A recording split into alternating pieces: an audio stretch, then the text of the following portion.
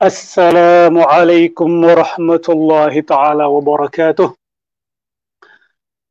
Kita mulakan majlis dengan nama Allah Subhanahu wa taala.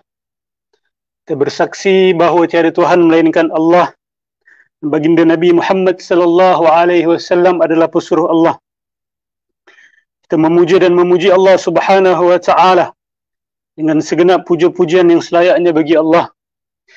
Memohon kepada Allah untuk menyampaikan salam dan selawat kepada baginda Rasulullah sallallahu alaihi wasallam, pada ahli keluarga baginda Rasul sallallahu alaihi wasallam, para sahabat baginda Rasul sallallahu alaihi wasallam, para tabi'in, tabi'in, para ulama, aulia, syuhada, salihin, dan sekalian mereka yang mengikut jejak langkah baginda Rasulullah sallallahu alaihi wasallam hinggalah ke akhir zaman.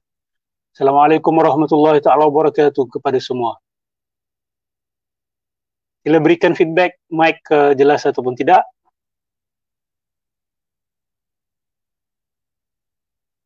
Bagi yang bersama pada malam ini, saya nak dengar feedback sikit. Jelas ataupun tidak suara saya?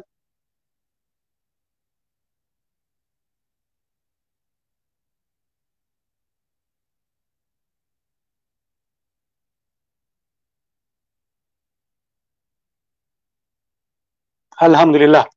Terima kasih kepada saudara ataupun saudari, minta maaf Kina Azran. Waalaikumsalam. Terima kasih Zafran. Terima kasih semua. Waalaikumsalam firasatullah. Alhamdulillah. Baik, sediakah untuk kita meneruskan pengajian kitab Fadail Batiniyah karangan Imam Al-Ghazali? InsyaAllah. Baik. Tadi dalam posting saya ada kasih hint sedikit, iaitu pada malam ini saya nak berbicara sedikit sebanyak berkenaan dengan ajaran menyimpang yang pernah dibawa oleh Dr. Wan Masri, Wan Masri, yang alhamdulillah beliau telah pun mengumumkan taubat beliau daripada ajaran tersebut. Alhamdulillah. Baik, mungkin ada yang tanya, Ustaz, dia dah taubat, kita tutup file lah, tak payah cerita lagi. Tak boleh. Sebab apa? Sebab saya nak mengambil kisah ini ataupun kes ini sebagai contoh jelas bagaimana konsep Nur Muhammad, bagaimana teori wahdatul wujud itu masih segar dan masih berkembang, masih banyak benihnya lagi di tanah Melayu ini. Masih banyak benihnya di tanah Melayu.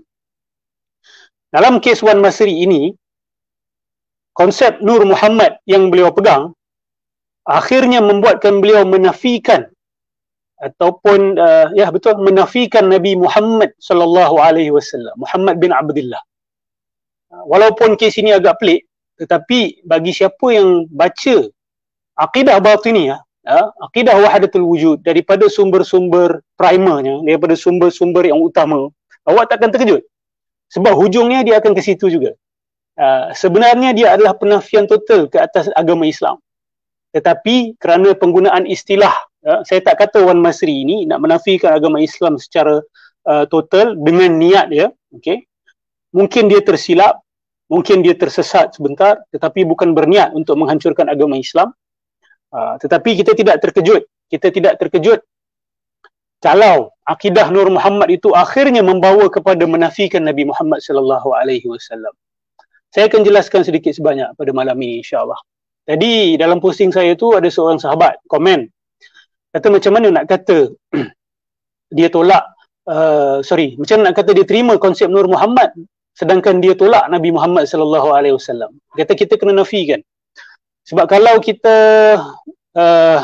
fokus sangat kepada diri Nabi Muhammad sallallahu alaihi wasallam, maka seolah-olah kita telah mengambil Nabi sallallahu alaihi wasallam tu sebagai hijab, antara kita dengan Allah Subhanahu wa taala. Jadi sahabat kita tanya, macam mana nak kata bahawa dia ni menafikan mengisbat Nur Muhammad dalam keadaan dia menafikan Nabi Muhammad sallallahu alaihi wasallam. Di sini ramai orang keliru. Sebenarnya akidah asal golongan batiniyah ini ataupun sufi falsafi yang bagi saya adalah gerakan ataupun aliran batiniyah yang tukar nama. Mereka tukar nama dan mereka mengambil topeng baru. Mereka memakai baju baru. Mereka memakai jubah baru. Okey. Jadi pada asalnya mereka memisahkan antara Nabi Muhammad sallallahu alaihi wasallam dengan Nur Muhammad. Okey. Bagi siapa yang nak faham dengan lebih lanjut Nur Muhammad itu apa, boleh rujuk kepada siri yang sebelum ini di mana saya jelaskan tentang akidah batiniyah berkenaan dengan as-sabiq dan at-tali. Kalau nak faham hakikat ataupun Nur Muhammad ataupun hakikat Muhammadiyah itu, awak kena faham konsep at-tali. At-tali yang disebut oleh Al-Imam Al-Ghazali dalam kitabnya Fadailul Batiniyah. Itulah dia hakikat Muhammadiyah, itulah dia Nur Muhammad. Mereka berikan nama yang sedap didengar oleh umat Islam. Okey. Payah untuk umat Islam nak menafikan bahawa Nabi Muhammad itu nur. Bahawa ada hakikat, ada sisi hakikat pada diri Nabi Muhammad sallallahu alaihi wasallam. Sebab itu ramai yang terperangkap kerana istilahnya itu sendiri. Tetapi ramai yang tak perasan bahawa konsep hakikat Muhammadiyah dan Nur Muhammad itu pada asalnya tak ada kena mengena dengan Nabi Muhammad sallallahu alaihi wasallam. Dia ditempelkan selepas itu. Dikaitkan, Nabi Muhammad SAW dikaitkan dengan konsep ini untuk mengesahkannya, supaya umat Islam menerimanya. Jadi saya tekankan di sini bahawa Nabi Muhammad dengan Nur Muhammad adalah dua perkara yang berbeza. Kalau awak dengar betul-betul apa yang Wan Masri itu cakap, dia nak kata bahawa Nur Muhammad ni ada di mana-mana. Bahkan di dalam diri kita sendiri ada Nur Muhammad. Jadi kalau kita terlalu sibuk dengan Muhammad bin Abdullah, maka Muhammad bin Abdullah itu akan menghijab kita daripada Allah Subhanahu Wa Taala. Kerana dalam akidah batiniyah ini, Nur Muhammad itu adalah sebenarnya pengzahiran Tuhan yang pertama. Sebab tu saya kata dia berkait dengan konsep wahdatul wujud. Kalau nak faham konsep Nur Muhammad ni, kena juga faham konsep wahdatul wujud. Dan kena juga faham konsep martabat kewujudan. Daripada yang satu, jadi keluarkan yang satu, dia keluarkan yang satu, akhirnya keluar alam ini. Tapi hakikatnya semua adalah satu. Wahdah. Tapi yang pertama keluar daripada yang satu itu adalah dipanggil sebagai at-tali. Dalam teori Sufi falsafi ataupun akidah batiniyah dia panggil Nur Muhammad. Dalam akidah falsafah dipanggil sebagai al-aqlul awal. Dan kadang-kadang dipanggil sebagai al-haqiqah al-Muhammadiyah. Dan ada yang juga membezakan antara al-haqiqah al-Muhammadiyah dengan Nur Muhammad. Tetapi for simplicity sake, untuk mempermudahkan kefahaman, bila saya ucapkan perkataan hakikat Muhammadiyah, saya merujuk kepada Nur Muhammad. Dan bila saya cakap tentang Nur Muhammad, saya merujuk juga kepada hakikat Muhammadiyah. Kecuali kalau saya jelaskan perbezaan antara hakikat Muhammadiyah dan Nur Muhammad. Jadi, apa yang dibawa oleh Wan Masri itu adalah wahdatul wujud sebenarnya. Wahdatul wujud. Hakikat itu sudah ada di dalam diri kita. Nur Muhammad itu ada dalam semua benda. Pernah dengar tak ada seorang ustaz kata, ustaz yang agak terkenal, dia katakan benda sama. Semua benda adalah nur. Seolah-olah dia nak menyampaikan bahawa semua benda adalah Nur Muhammad. Dan benda ini pernah diucapkan oleh beberapa orang. Semua perkara adalah Nur Muhammad. Kerana apa? Kerana mereka mendakwa bahawa daripada Tuhan yang tunggal itu keluar pengzahiran Tuhan juga, pengzahiran Tuhan, dia bukan selain Tuhan. Pengzahiran Tuhan yang dipanggil sebagai Nur Muhammad ataupun hakikat Muhammadiyah. Dan daripada Nur Muhammad dan hakikat Muhammadiyah itulah keluar segala-galanya. Sebab itu mereka kata dalam semua ada hakikat Muhammadiyah. Bahkan semua adalah hakikat Muhammadiyah. Jadi apa yang Wan Masri kata, tak payah kita nak merujuk kepada Muhammad bin Abdullah. Kerana dalam diri kita juga ada Nur Muhammad. Faham tak? Sebab tu bahaya akidah Nur Muhammad ni sebenarnya. Sangat-sangat berbahaya. Sangat-sangat berbahaya. Dan saya masih teguh memegang pendirian saya bahawa inilah teori yang sama yang membuatkan golongan Kristian jatuh ke dalam lembah syirik menuhankan Nabi Isa. Dengan konsep al-aqlul awal ini juga, dengan konsep logos ini juga, dengan konsep haqiqah al-Isawiyah ini juga. Kalau nak tahu, konsep hakikat Isawiyah ada dalam Bible. Ada dalam Bible. Tuhan ciptakan Nur Isa dan daripada Nur itu dicipta segala-galanya. Lepas tu bila sampai ke umat Islam, kita tukar kepada nama Nabi Muhammad sallallahu alaihi wasallam. Ayat tu ada dalam Bible. Kalau tak silap saya dalam New Testament ada. Jadi saya nak mengingatkan lagi sekali, dan saya tahu benda ni mengambil masa untuk kefahaman orang, penerimaan orang, tak ada masalah. Kalau dia memerlukan 100 tahun, dan 100 tahun ini will be insya-Allah diteruskan oleh generasi yang akan datang. Tapi umat Melayu nak kena break sekejap, muhasabah balik. Teori yang kita ambil ini, adakah ia tasawuf tahap tinggi atau sebenarnya adalah akidah batiniyah yang bertopengkan tasawuf?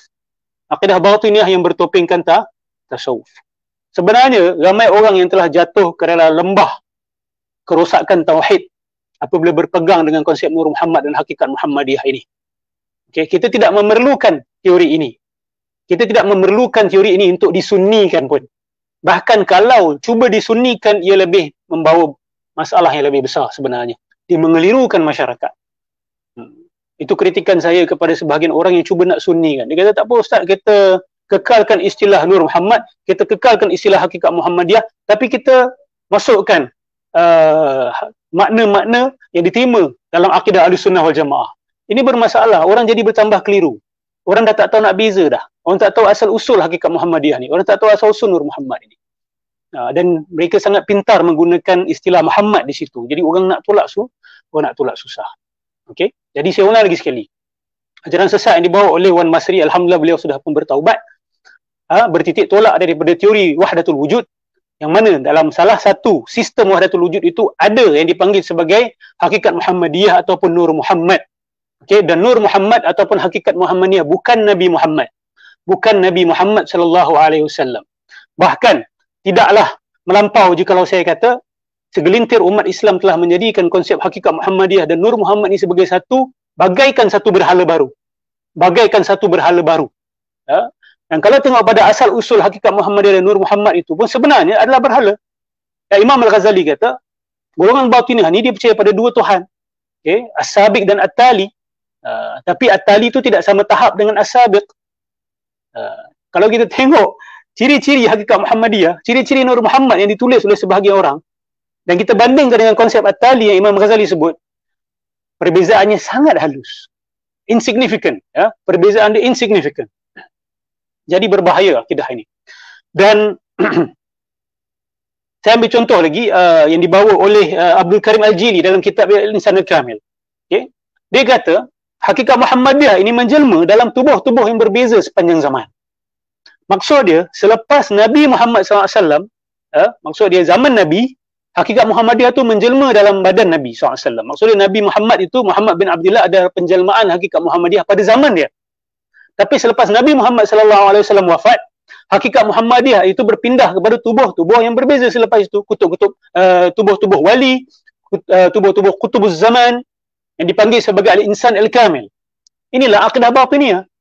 Benda ni tak ada dalam Al-Quran, tak ada dalam sunnah Nabi SAW. Tidak pernah diajarkan oleh Nabi, tidak pernah diajarkan oleh keluarga Nabi SAW, tidak pernah diajarkan oleh para sahabat Nabi Muhammad SAW yang tergolong dalam golongan salafus salih.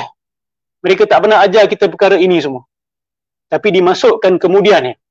Dan konsep hakikat Muhammadiyah ini dan Nur Muhammad ini, seperti yang difahami oleh sufi falsafi hari ini, tidak wujud ataupun tidak popular lagi di zaman Imam Al-Ghazali. Dia hanya popular selepas zaman Imam Al-Ghazali.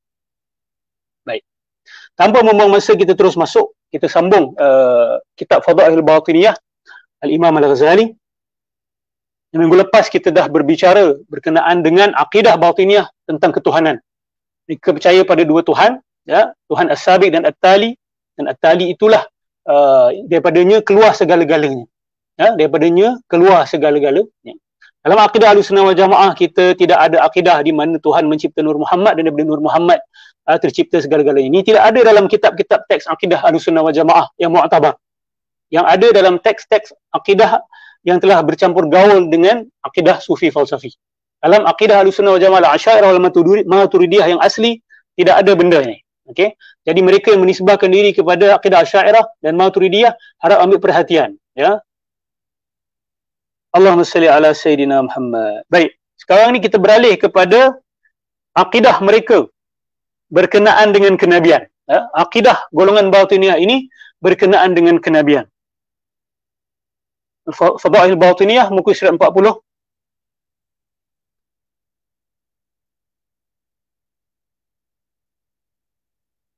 Kita nak tahu apa Batiniyah ni percaya berkenaan dengan kenabian.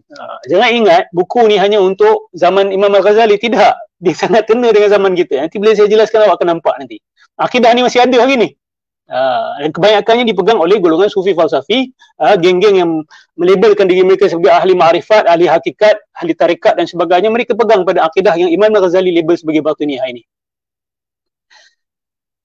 At-tarafu tsani fi bayani mu'taqadihim fi an-nubuwat.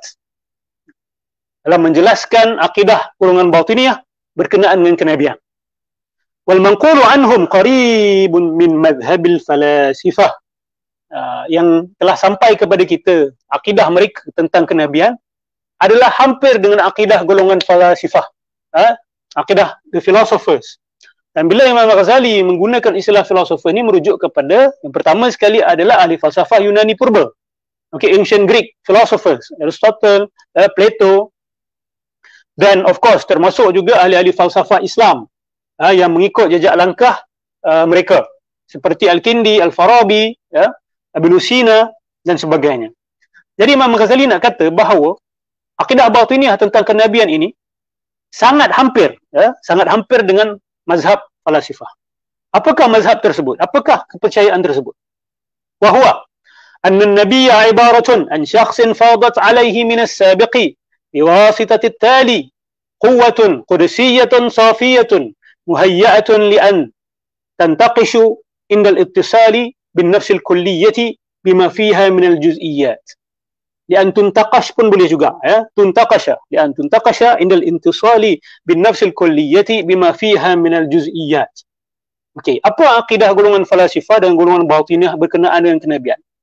Nabi ini adalah seorang manusia yang mana fadat alaihi.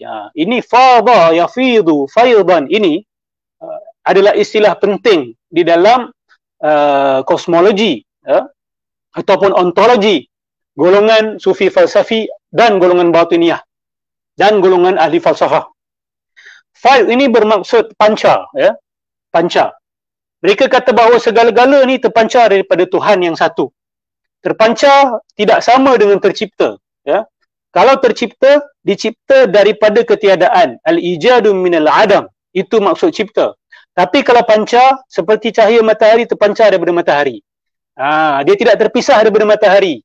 Dia bukan matahari dan dia bukan matahari. Fahamkan benda tu. Itu maksud fard. Jadi dia kata kat sini, Nabi itu adalah orang yang di mana terpancar daripada as-sabiq, yang esa, yang awal itu, Tuhan yang pertama itu, as-sabiq terpancar daripadanya satu cahaya ataupun kekuatan yang suci, yang mana apabila ia bergabung ataupun menyentuh an-nafsul kulliyah, maka terpancar dan terzahirlah segala juz'iyat.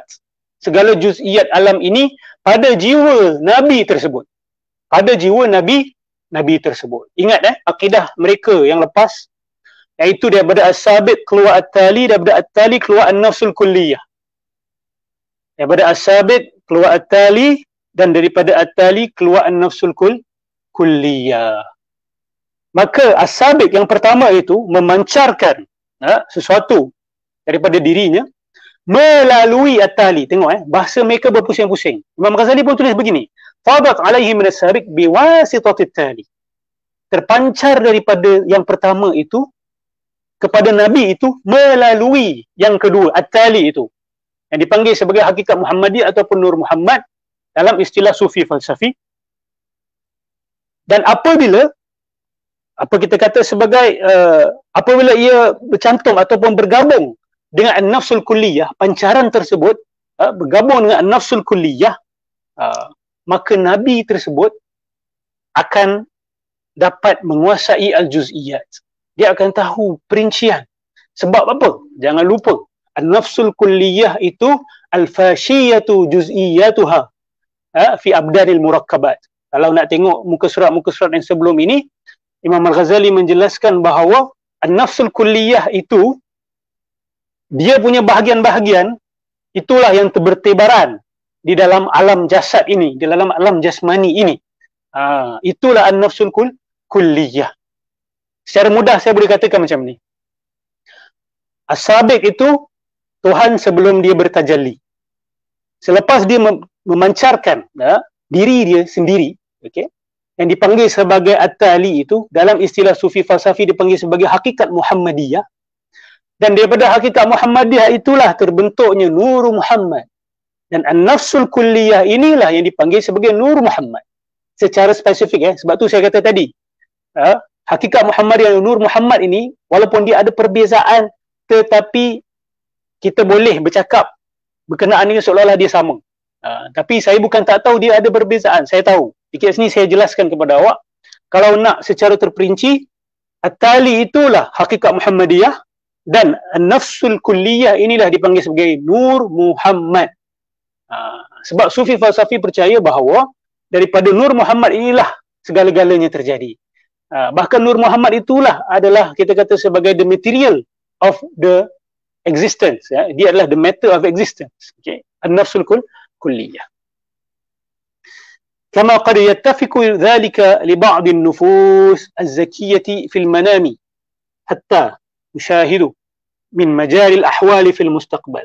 Dia nak cerita bahawa inilah proses yang sama yang berlaku kepada mereka-mereka yang berjiwa suci. Orang-orang yang mengalami mimpi-mimpi yang benar berkenaan dengan apa yang akan terjadi di masa hadapan. Sebenarnya yang berlaku itu apabila as-sabiq itu memancarkan daripada dirinya melalui at-tali, dan bila gabung dengan nafsul kulliyah itu dan kena kepada jiwa Nabi tadi. Tapi di sini dia nak cerita tentang an-nufus az-zakiyah, bukan Nabi, orang-orang suci, orang-orang baik, kita kata wali-wali lah. Sebab tu dia nak kata bahawa wali-wali ini dia boleh nampak masa hadapan dalam mimpi dan sebagainya, melalui proses yang sama.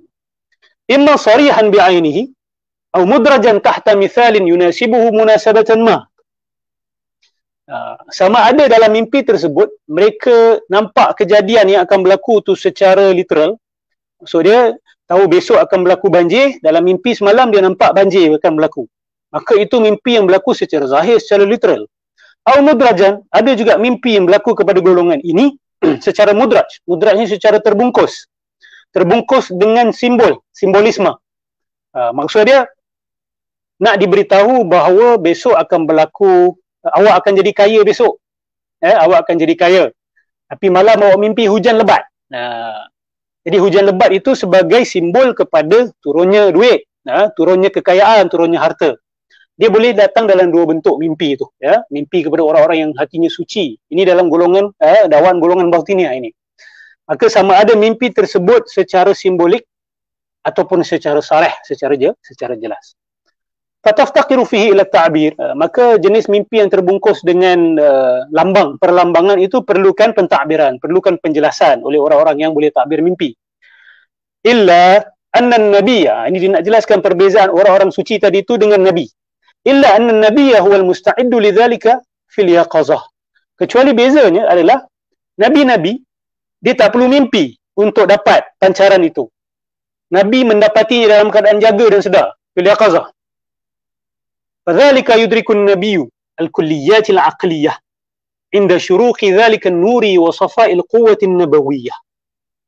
Dijelaskan kat sini bahawa para nabi ini mereka dapat melihat al-kulliyat al-aqliyah.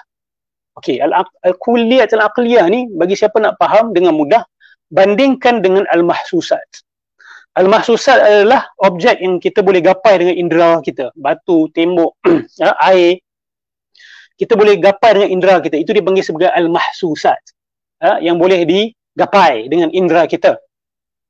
Al-ma'qulat, al-kulliyat, al-aqliyah ini pula adalah perkara-perkara yang dilihat oleh jiwa. Contoh, seperti kebahagiaan. Kan? Kebahagiaan ini bukan objek. Dia bukan termasuk dalam mahsusat. Kebenaran. Kebenaran ini termasuk dalam benda-benda akliyah. Okay? Ataupun kalau nak terjemah secara literal, al-kulliyat al-aqliyah ini termasuk juga kategoris. Kategoris ni adalah perkataan-perkataan yang umum, yang merangkum di bawahnya banyak juz'iyat, banyak perkara-perkara yang lain. Jadi dia nak kata dekat sini, samalah seperti macam mana manusia melihat objek, objek yang boleh digapai oleh indera, begitulah juga jiwa para nabi dapat melihat al-ma'qulat, dapat melihat ideas, the world of ideas, kalau if that statement is accurate. Para nabi boleh melihat the world of ideas. Kita boleh melihat the world of objects. Macam mana nabi melihat the world of ideas? Inda syuruqi dzalikan nuri wa safa'il quwwatin nabawiyah. So ada tiga benda yang kena ada bila nak berlaku penglihatan, penglihatan dalaman atau penglihatan luaran. Nak berlaku penglihatan dalaman, nabi tersebut perlu ada kemampuan. Maksudnya dia kena ada mata hati lah. Nak melihat kena ada mata hati. Itu dipanggil sebagai safa'ul quwwatun nabawiyah. The capability of the prophet himself, okay, his purity. Nombor dua, syuruq dzalikan nur. Syuruq dzalikan nur. Mesti ada cahaya daripada as-sabiq tadi tu. So ada mata, ada cahaya, barulah dapat melihat al-kulliyat al-aqliyah. Okay, macam mana manusia pula melihat dengan mata bila ada cahaya, mata kita sihat, ada objek. Cahaya itu terpantul pada objek masuk dalam retina mata kita. Begitulah juga cara jiwa melihat. Jiwa para nabi melihat. Ini dakwaan golongan batiniyah. Okay?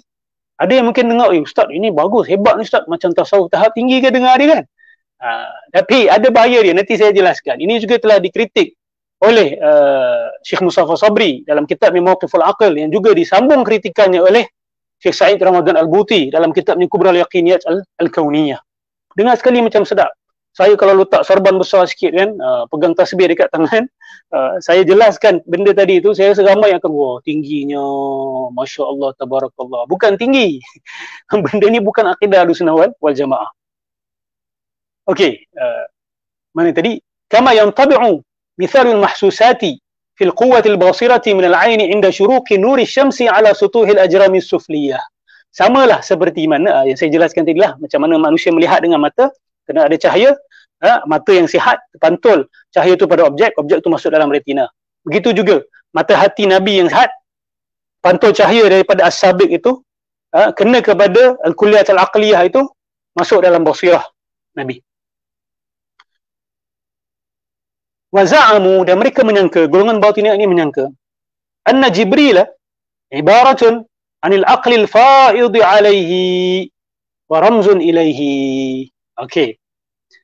Ni di sini kejelasan kesesatan mereka, dan mereka menyangka bahawa Jibril alaihi salam, yang kita kenal sebagai Sayyidina Jibril, seorang malaikat, mereka kata Jibril ni sebenarnya hanyalah satu nama, nama yang digunakan untuk merujuk kepada cahaya yang terpancar tadi itu. Merujuk kepada al-aql fa'id alaihi, merujuk kepada akal ataupun jiwa yang mana cahaya telah terpancar pada dia. Yang mana cahaya itu telah terpancar padanya. Jadi dia tak kata bahawa Jibril ini adalah seorang malaikat yang berdiri, yang bernama, kan, yang berpersonaliti mungkin, yang boleh bergerak ke sana kemari. Tidak. Kata Jibril ni hanyalah itu yang tadi itu, proses tadi itu.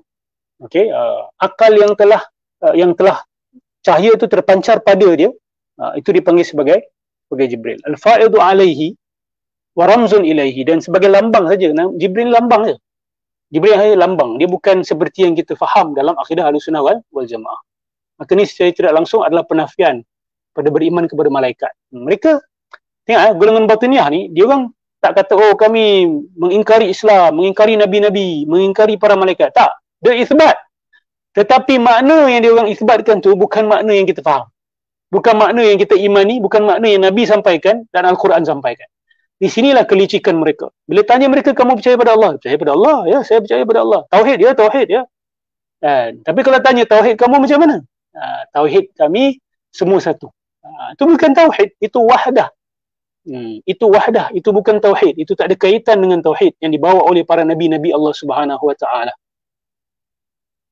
Sebab tu Ibnu Arabi sendiri dengan beraninya mengkritik para nabi-nabi di dalam kitabnya Fususul Hikam. Kerana bagi dia para nabi-nabi itu sendiri juga tidak berjaya menyampaikan ataupun tidak sempurna dakwah mereka. Sebab mereka hanya menyampaikan tauhid, bukan wahdah. Bukan wahdah. Mereka hanya menyampaikan tauhid. Allahumma salli ala Muhammad. La annahu syakhsun mutajassimun mutarakkibun an jismin latifin atau kathifin yunasibul makana hatta yantaqila min uluwin ila suflin. Jibril ni bukanlah satu diri yang ada jasad, yang berjisim. Sama ada jisimnya itu halus ataupun tebal.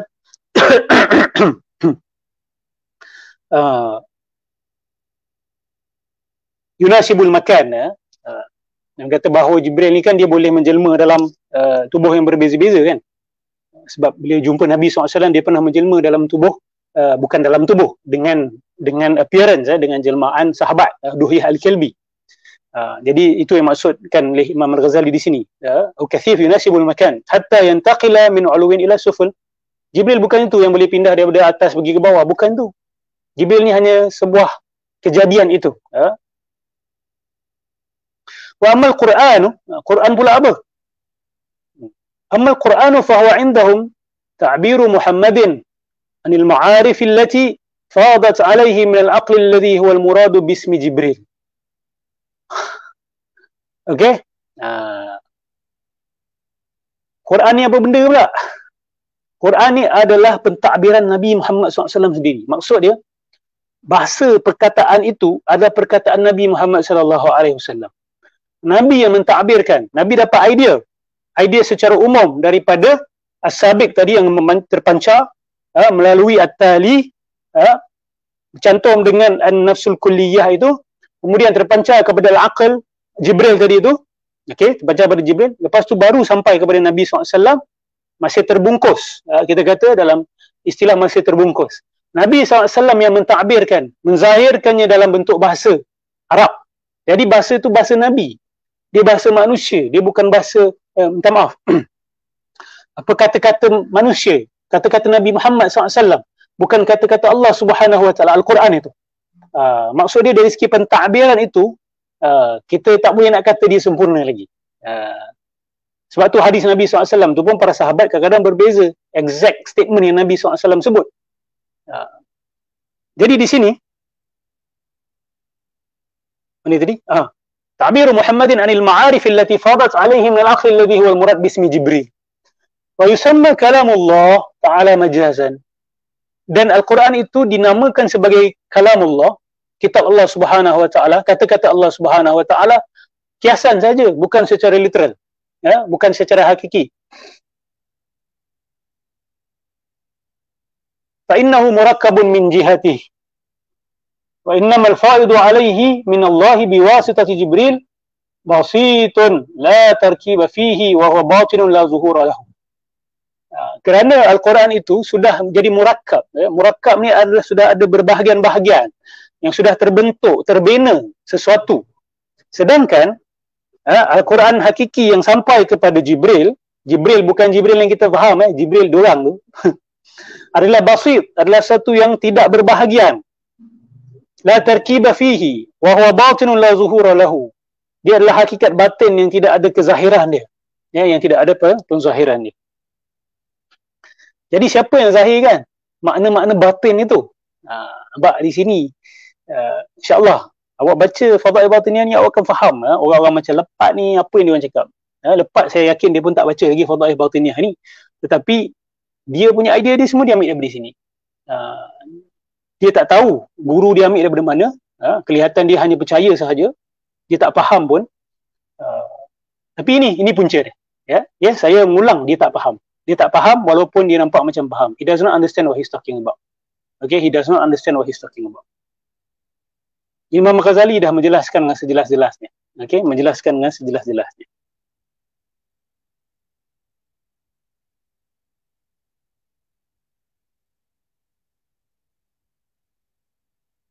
Okay, kita sambung. وزعموا أن هذه القوة القدسية الفائضة على النبي لا تستكمل في أول حلولها. Ni yang best ni. Dia kata bahawa Quran itu yang telah terpancar kepada Nabi Muhammad sallallahu alaihi wasallam tak sempurna lagi. Tidak sempurna lagi. Kama la tastakmilu an-nutfatu al-halatu fi ar-rahmi illa ba'da 9 ashhur. 9 ashhur. Samalah seperti benih yang jatuh ke dalam rahim seorang wanita, jatuh-jatuh dia belum sempurna lagi. Dia kena tunggu 9 bulan. Kena tunggu 9 bulan untuk dia berkembang, untuk dia tumbuh dalam perut, dalam rahim seorang wanita. Samalah seperti Al-Quran. Apabila dilontarkan, dicampakkan, dipancarkan kepada Muhammad, dia tak sempurna lagi. Fi awwali hululiha. Bahkan tidak sempurna dalam diri Nabi SAW. Selepas Nabi SAW meninggal pun Quran itu tidak lagi dijelaskan dengan sempurnanya. Jadi siapa yang menjelaskan Quran? Sebab ingat tadi Quran itu hanya batin. Nabi menzahirkannya. Tapi penzahiran Nabi Muhammad SAW itu pun tidak sempurna lagi. Okay. Diperlukan orang-orang yang datang selepas Nabi SAW untuk menzahirkan Al-Quran. Tak sempurna lagi kefahaman Al-Quran ni.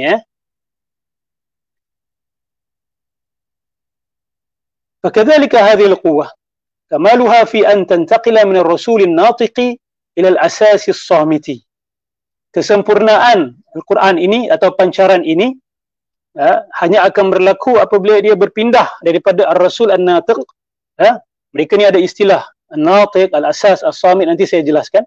Daripada Ar-Rasul An-Natiq itu merujuk kepada Nabi Muhammad sallallahu alaihi wasallam ila Al-Asas As-Samit, yang kita boleh panggil sebagai Al-Imam lah lepas tu. Imam-imam mereka, imam-imam mereka nanti yang akan menyempurnakan maksud Al-Quran itu. وهكذا تنتقل إلى أشخاص بعضهم بعد بعض فيكملوا في السابع كما سنحكي معنى قولهم في الناطق والأساس والصامت. Maka dia berpindah-pindah pancaran itu berpindah-pindah daripada satu diri kepada satu diri selepas Nabi SAW hinggalah dia sempurna pada orang yang ketujuh. Orang yang ketujuh. Benda ketujuh ni nanti kita cerita. Wa hadhihi al-madhahib aidan mustakhridatun min madhahib al-falasifati fi an-nubuwat. Ini pun diambil daripada mazhab golongan ahli falsafah dalam bab kenabian. Ma'a tahrifin wa taghyirin. Nampak Imam Ghazali dia tajam, dia tahu. Walaupun ada perubahan dan penyelewengan istilah ataupun penyelewengan makna juga. Golongan batiniah ni dia tak copy paste 100% daripada golongan ahli falsafah. Sebab tu Imam Ghazali kata qarib, sangat hampir. Okey. Cuma dia orang ambil the crux tapi dia orang tukar sikit-sikit. Saya suspek supaya mereka tidak boleh dituduh sepenuhnya sebagai mengikut mazhab falasifah. Jadi dia change here and there, dia orang tukar istilah kan, macam Imam Ghazali sebut sebelum ni, An-Nur wa Zalamah ditukar kepada As-Sabiq wa Tali, yang asalnya adalah akidah Majusi ditukar kepada konsep As-Sabiq dan At-Tali. Jadi kat sini Imam Ghazali kata yang tadi kita cerita tadi itu adalah akidah ahli falsafah berkenaan dengan kenabian. Tapi bila Batini ambil, dia tukar sikit, dia selewengkan sikit. Itu juga yang dibuat oleh golongan Sufi falsafi. Mereka ambil Neoplatonism, mereka ambil akidah Batiniyah, kemudian mereka buat istilah sendiri, mereka tukar. Itulah dipanggil Batiniyah. Mereka ni berselindung-selindung dengan menggunakan modus operandi yang seperti itu. Yang sedihnya, sebahagian golongan Sufi Sunni ataupun yang mengikut jalan Ahli Sunnah wal Jamaah menambah lagi penyelewengan makna. Sebab apa? Sebab dia nak sesuaikan pula dengan akidah Ahli Sunnah wal Jamaah. Jadi berlaku kacau bilau, campur adukan yang luar biasa.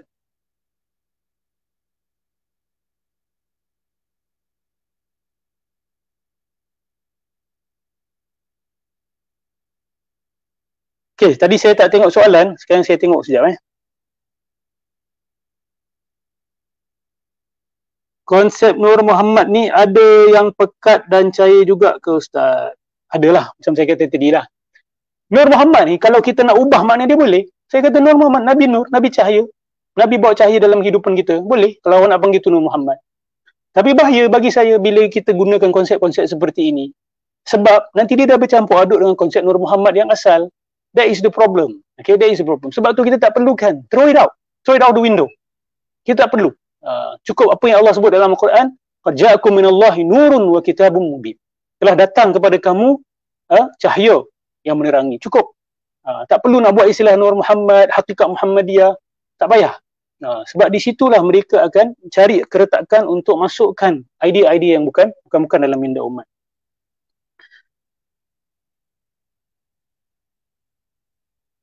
Betul. Muhammad Azri. Nur Muhammad makhluk pertama dicipta. Okey, istilah makhluk ni, okey, dalam kitab-kitab sufi falsafi ni, orang kata, tu ustaz. Dia kata makhluk ustaz. Imam Ghazali dia tidak bodoh. Kalau awak baca bab yang sebelum ini, Imam Ghazali kata illah ma'lul. Dia kata juga bahawa yang kedua tu, yang terpancar tu daripada yang pertama, tak setaraf dengan yang pertama. Tetapi Imam Ghazali tak guna istilah makhluk. Dia guna istilah ma'lul. Ini halus halus permainan bahasa mereka. Ma'lul ni tak sama dengan makhluk. Ma'lul macam saya dah ulang banyak kali, macam cahaya daripada matahari. Okey, dia bersama dengan matahari. Matahari ada, dia ada. Matahari tak ada, dia tak ada. Tapi kalau cipta makhluk, dia tak ada, dia adakan. Jadi bagi mereka-mereka yang mendalami istilah khalaq yang digunakan oleh Ibn Arabi, Al-Jili, ramai akan terkeliru. Cakap, ni dia kata makhluk, dia cipta. Tapi sebenarnya mereka maksudkan adalah panca. Yang mereka maksudkan adalah panca.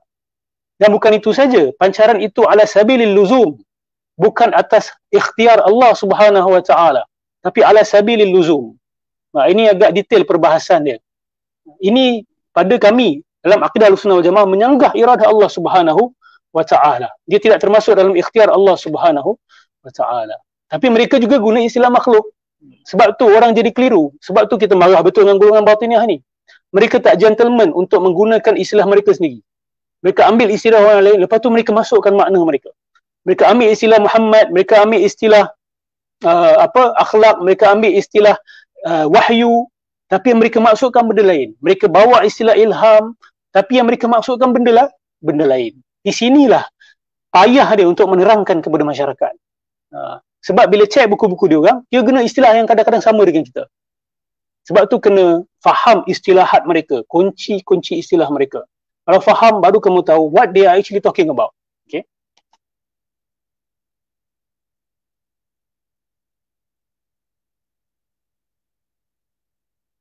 Maksud Nur Muhammad memang tak sahih. Hadisnya memang tak sahih. Mereka mengatakan orang syariat tak faham ni rohani. Betul lah. Itu sajalah dia orang punya hujah. Main orang tak faham. Mereka mengatakan betul. Baik, kalau tak ada soalan lain saya sambung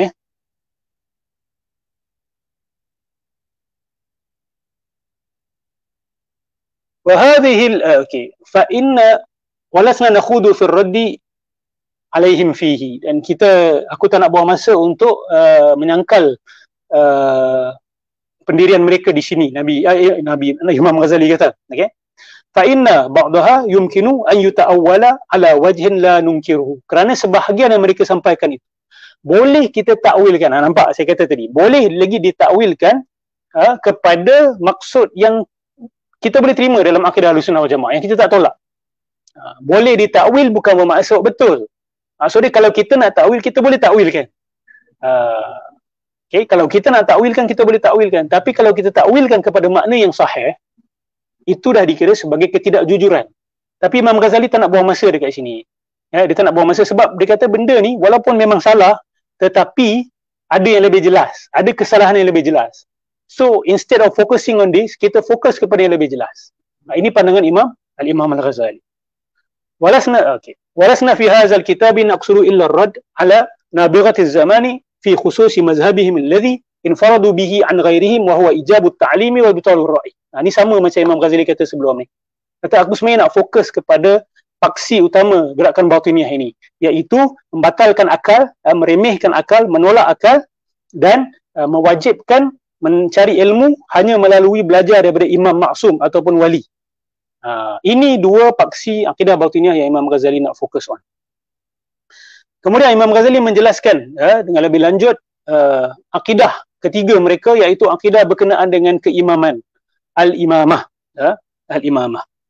At-tarfu tsalits bayanu mu'taqadihim fil imamati. وقد اتفقوا على أنه لا بد في كل عصر من إمام معصوم قائم بالحق يرجع إليه في تأويل ظواهر وحل الإشكالات في القرآن والأخبار والمعقولات. Mereka bersepakat, ini kesepakatan golongan batiniah. Mereka bersepakat bahawa mesti ada dalam setiap zaman seorang imam yang maksum, yang tak boleh buat salah, yang tak boleh buat dosa. Qaimun bil haqqi, yang sentiasa mendirikan kebenaran, yang dia menjadi rujukan dalam mentakwilkan perkara-perkara zahir yang ada dalam Al-Quran, untuk mentakwilkan kepada makna batin, wa halil iskalati fil Quran, dan merungkaikan perkara-perkara yang bermasalah dalam Al-Quran, yang tidak jelas dalam Al-Quran, wal akhbar, dan berita-berita, sejarah dan ma'qulat, dan ilmu-ilmu aqliyah juga. Wattafaqu ala annahu al-mutasaddi li hadzal amri. Okey, dan mereka bersepakat bahawa dia ni memang yang selayaknya lah untuk membuat kerja ni. Wa anna zalika jarin fi nasabihim la yanqati'u abad ad-dahr. Kerana kemampuan ini ada dalam darah mereka, maksudnya dalam keturunan mereka, dan tidak akan terputus sepanjang zaman. Ini dah masuk isu keturunan Nabi Muhammad sallallahu alaihi wasallam. Ini dakwaan mereka. Wala yajuzu an yanqati'a iz yakunu fihi ihmalul haqqi wa taghtiyatuhu 'ala al-khalqi wa ibtal qawlihi alaihi salatu wassalam kullu sababin wa nasabin yanqati'u illa sababi wa nasabi wa qawluhu alam atruk fikum al-Qur'ana wa itrati. Okey, mereka kata bahawa kalaulah kemampuan untuk melakukan perkara-perkara tadi itu terputus, terputus dalam di kalangan ulama tertentu, ataupun terputus di zaman Nabi sahaja, ataupun zaman sahabat sahaja, dan tidak ada imam maksum yang meneruskan dakwah Nabi Muhammad sallallahu alaihi wasallam ini, maka itu seolah-olah telah menjadi satu perkara yang menyembunyikan hakikat daripada makhluk. Itu menyembunyikan ilmu, menyembunyikan tauhid, menyembunyikan hakikat daripada manusia, daripada makhluk, dan membatalkan hadis Nabi sallallahu alaihi wasallam. Apa Nabi kata? Kullu sababin wa nasabin yanqati'u illa sababi wa nasabi.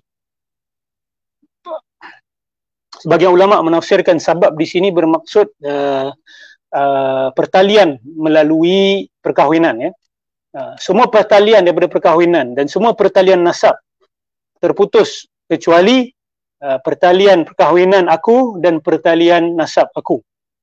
Okey. Ini panjang perbahasan di kalangan ulama apa maksud hadis ini. Wa qawluhu alam atruk fikum al-Quran wa itrati, dan tidakkah aku telah meninggalkan untuk kamu Al-Quran dan ahli keluarga aku, dan ahli keluarga aku. Jadi golongan batiniah ini mereka mengeksploitasi dua hadis Nabi Muhammad sallallahu alaihi wasallam ini dan menambahkan ciri-ciri yang Nabi tak pernah sebut. Antaranya mereka kata imam-imam ini maksum. Okey? Imam-imam ini mengurus alam ini.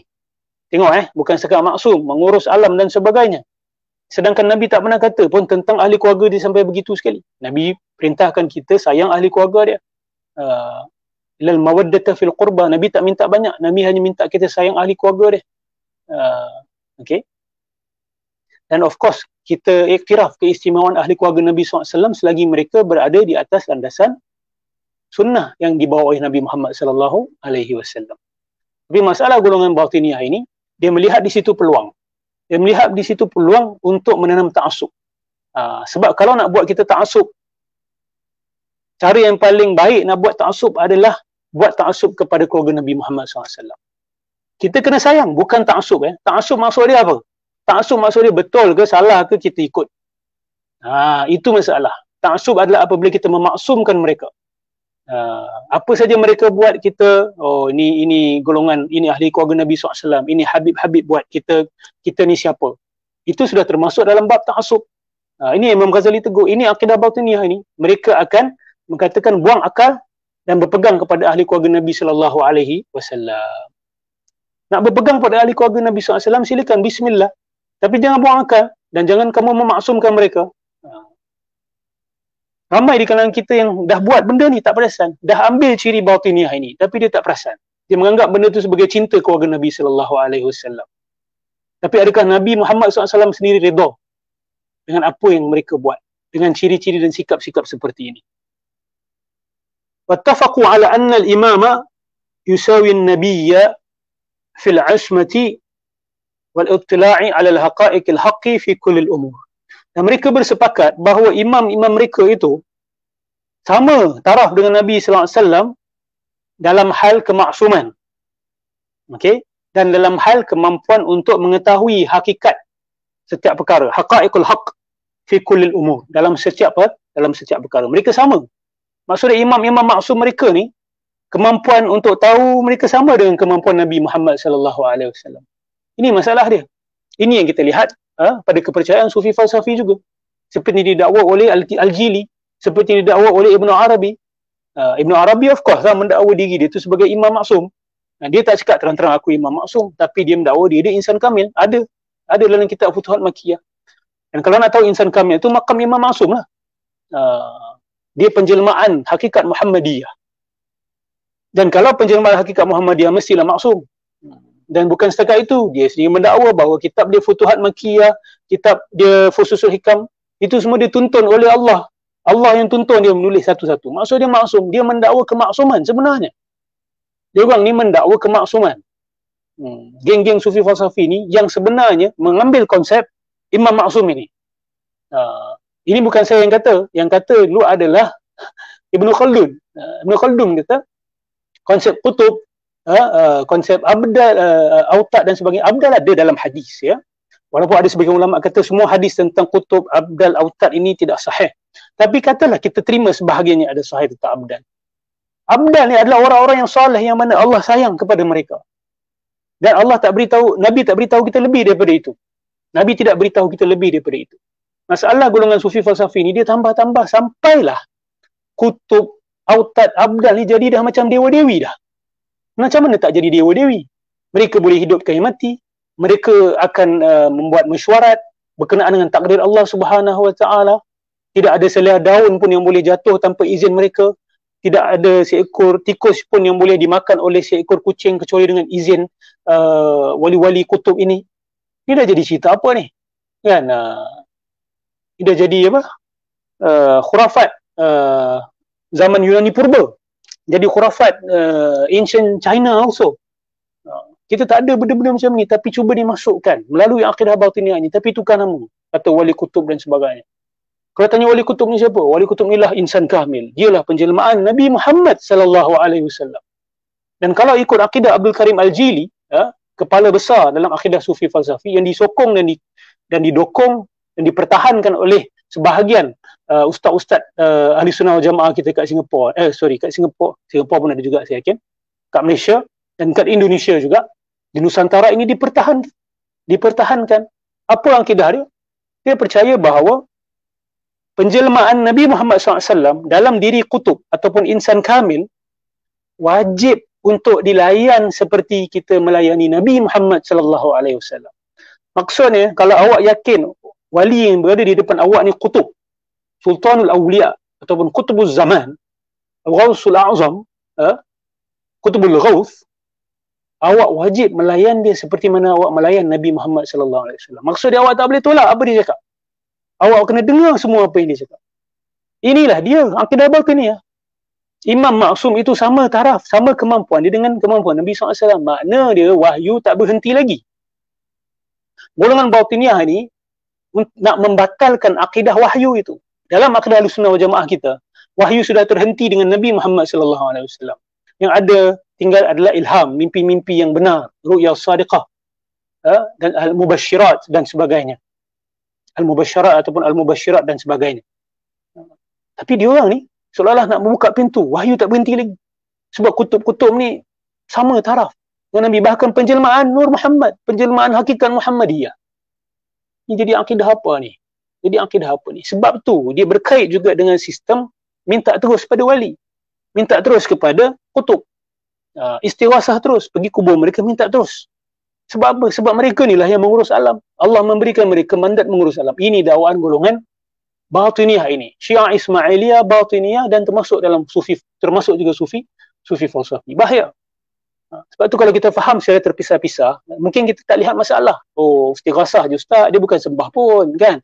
Ataupun ala Nur Muhammad je pun, ala hakikat Muhammadiyah je pun, ala wahdatul wujud je pun kan, boleh ditakwilkan kepada wahdatul syuhud. Tapi kalau awak faham secara umbrella view, helicopter view, umbrella view pula, helicopter view, daripada atas awak nampak, awak tahu kaitan bahawa dia sebenarnya adalah a super system yang saling berkait dengan satu sama lain.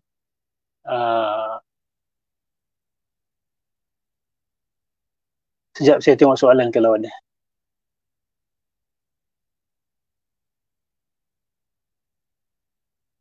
Kicap Udang kata hujah paling kuat Batiniyah Melayu ini dengan menyamakan huruf Muhammad dengan bentuk manusia. Okay, tadi ada yang tanya pasal versi. Saya minta maaf, saya tidak periksa, saya tak buat perbandingan cetakan-cetakan yang berbeza Fadaih Batiniyah ini. Kalau ada perbezaan yang signifikan, harap beritahu saya. Harap beritahu saya. Kalau ada perbezaan yang serius, harap beritahu saya. Mana tadi? Hujah paling kuat Batiniyah Melayu ini dengan menyampaikan huruf Muhammad dengan bentuk manusia. Ya, betul. Itu ada dalam kitab Hakikat Insan.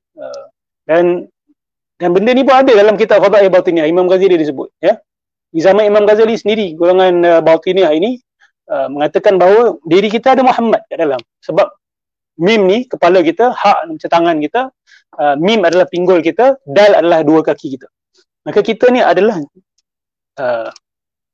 Nur Muhammad. Okey.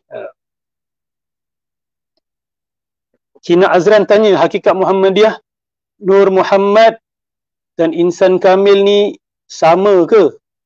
Okey. Saya ada buat satu posting khas tentang perbezaan ketiga-tiga perkara ini. Saya tulis perbezaan hakikat Muhammadiyah, Nur Muhammad, insan kamil dan Nabi Muhammad SAW. Boleh check dekat Facebook saya. Just search dekat just search kat saya punya Facebook ada. Okay. Hakikat Muhammadiyah itu mereka dakwa sebagai dia masih wujud dalam konsep the realm of ideas. Nur Muhammad tu sudah kita kata sudah di antara alam ideas, alam ruh dengan alam jasad. Kemudian daripada Nur Muhammad itulah tercipta segala-galanya. It is the material that created everything. Okay. Insan kamil pula adalah penjelmaan hakikat Muhammadiyah itu dalam diri seorang manusia. Penjelmaan hakikat Muhammadiyah itu dalam diri seorang manusia itu dipanggil manusia itu insan kamil. Okey. Adakah Syiah percaya juga Nur Muhammad? Ya. Okey, Syiah percaya Nur Muhammad. Dan mereka bukan sekadar percaya Nur Muhammad, mereka ada versi Ali pula. Okey. Daripada cahaya Ali tercipta segala-galanya. Okey. Atau versi dia tercipta Nur Muhammad, daripada Nur Muhammad tu keluar lagi satu cahaya Ali, daripada cahaya Ali lah tercipta segala-galanya. Ni semua nak claim, ya. Ini cara, saya yakin ni cara syaitan mengangkat manusia untuk didewakan sehingga ke tahap ketuhanan. Begitulah yang berlaku pada agama Kristian, begitulah yang cuba diusahakan kepada Nabi Muhammad SAW dalam agama Islam, dan begitu juga yang telah berlaku dalam aliran Syiah juga. Ustaz, bila cakap pasal wahyu, bila ada klaim Nabi Khidir masih hidup, adakah ini peluang bagi mereka kumpulan? Betul. Mereka banyak mempergunakan teori kehidupan Khidir alaihissalam ini untuk mengesahkan segala kemengarutan, segala dakwaan-dakwaan pelik mereka, kata daripada Khidir.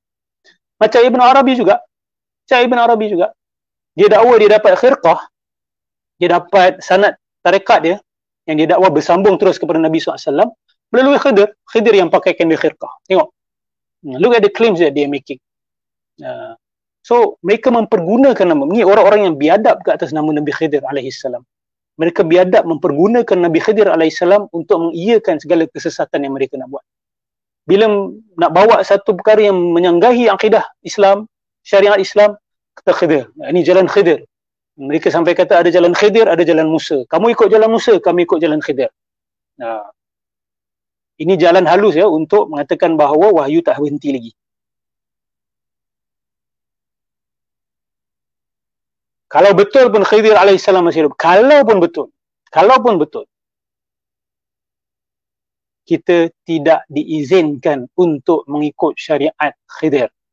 Kita diwajibkan untuk mengikut syariat Nabi Muhammad sallallahu alaihi wasallam. Dalam sebuah hadis Nabi dah jelaskan, kalau Musa bin Imran, kalau Musa alaihissalam ada zaman aku pun, dia tak boleh kecuali mengikut aku. Maksudnya Musa alaihissalam pun tak ada peluang, tak ada pilihan. Kalau dia hidup zaman Nabi SAW, dia tak ada pilihan. Kecuali mengikut jalan Nabi Muhammad sallallahu alaihi wasallam. Jadi siapa kita nak ikut jalan Khidir lah, yang tak pasti dan sebagainya, itu sendiri adalah satu dakwaan yang menyimpang. Baik, besi kersani. Besi kersani ni, dia sebenarnya Kundalini. Kundalini ini adalah satu kepercayaan dalam amalan yoga, ya, amalan Hindu, ya, yoga. Mereka percaya bahawa dekat pinggang kita yang sebelah bawah ni, dekat belikat kita ni ada satu kuasa, yang mana kuasa ini boleh dibangkitkan dengan melakukan proses meditasi dan amalan-amalan yoga. Siapa yang buat meditasi, pernafasan, amalan-amalan yoga, maka besi kersani, Kundalini dia itu, dan dalam tradisi Hinduism, Kundalini itu mereka kata adalah serpent, ular yang melingkar dekat belikat, dekat tulang belakang kita, bahagian belikat itu. Dalam versi Melayu, dia dipanggil besi kersani. Dia tak panggil ular kersani, dia panggil besi kersani. Sebab didakwa apabila kuasa kersani itu bangkit, tubuh akan jadi kebal. Tubuh akan jadi kebal. Dan kersani dan Kundalini ini sebenarnya adalah syaitan. Dia adalah jin. Yang mana bila awak melakukan ritual-ritual syirik tertentu, dia akan datang dan dia akan fulfill your wishes. Dia akan fulfill your wishes. Okay, kalau tak percaya, boleh baca pengalaman-pengalaman yogi-yogi Hindu sendiri. Menceritakan antaranya Swami Muktananda, ya, menceritakan proses membangkitkan Kundalini, apa berlaku kepada dia. Persis sama macam orang kerasukan. Jadi jangan nak bangkit-bangkitkan besi kersani, dan besi kersani ni bukan kebanggaan kita. Walaupun dibanggakan oleh M. Nasir dalam lagu dia Mantra Semerah Padi.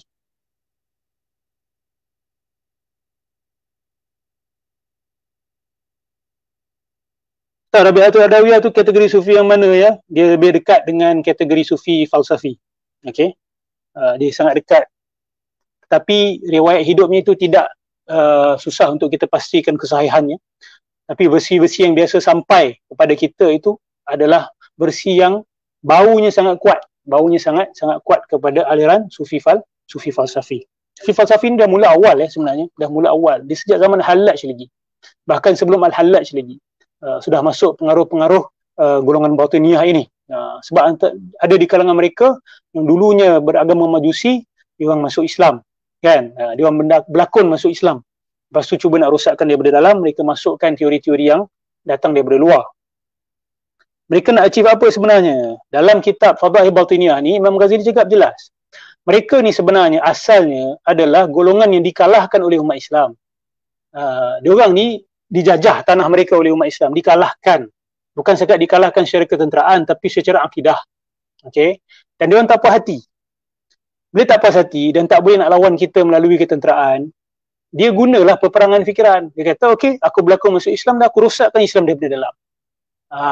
Tak boleh serang ketenteraan, kita serang fikiran. Tujuan utama mereka adalah untuk memurtadkan umat Islam, untuk membuat kita jatuh syirik, untuk membatalkan syariat, menyerang jalan para nabi-nabi Allah Subhanahu wa taala, membatalkan syariat.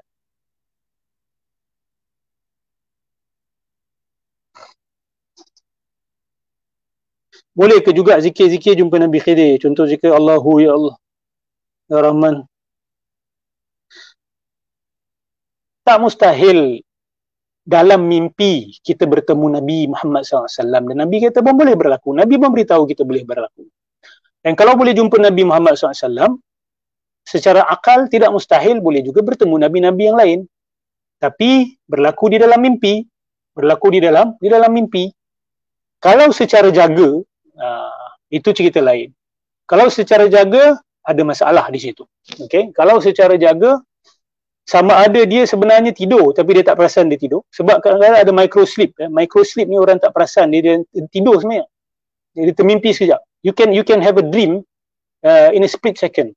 Dalam split second you tidur tu, you boleh mengalami banyak perkara. Dalam split second you tidur tu, you boleh mimpi lama. Yalah, kadang-kadang kita tidur setengah jam, tapi cerita dalam mimpi tu bukan main panjang. Kan? Cerita tu 2-3 hari. Tapi bila bangun, aku tidur setengah jam je. Itu menarik alam mimpi ni. Jadi orang yang mendakwa nampak secara sedar dan sebagainya, dia orang ni biasanya berlaku microsleep, microsleep ataupun mereka berhalusinasi. Lebih sesuai ditafsirkan sebagai hallucinating. Sebab apa? Apa bukti saya kata dia hallucinate? Kerana kebanyakan mereka yang mendakwa mengalami perkara-perkara seperti ini, mereka ada buat ritual-ritual tertentu. Okay? Mereka berkhalwat dalam gelap antaranya, mereka buat exercise pernafasan, mereka buat membaca wirid yang berjuta-juta, beratus ribu kali. Ini semua boleh induce trance, boleh jatuhkan awak kepada sleep state, walaupun bukan total sleep state, tapi sebelum tidur tu awak boleh masuk pada taraf tu. Taraf kesedaran kita kan bertahap-tahap. Ada taraf tidur yang dalam, kan? Ada taraf awak berkhayal, ada taraf awak sedar, segar bugar. Jadi bila buat ritual-ritual begini yang tidak ikut sunnah Nabi sallallahu alaihi wasallam, awak boleh jatuh dalam trance state. Bila dalam trance state ni you can hallucinate. You can start seeing things that is not there. Okay?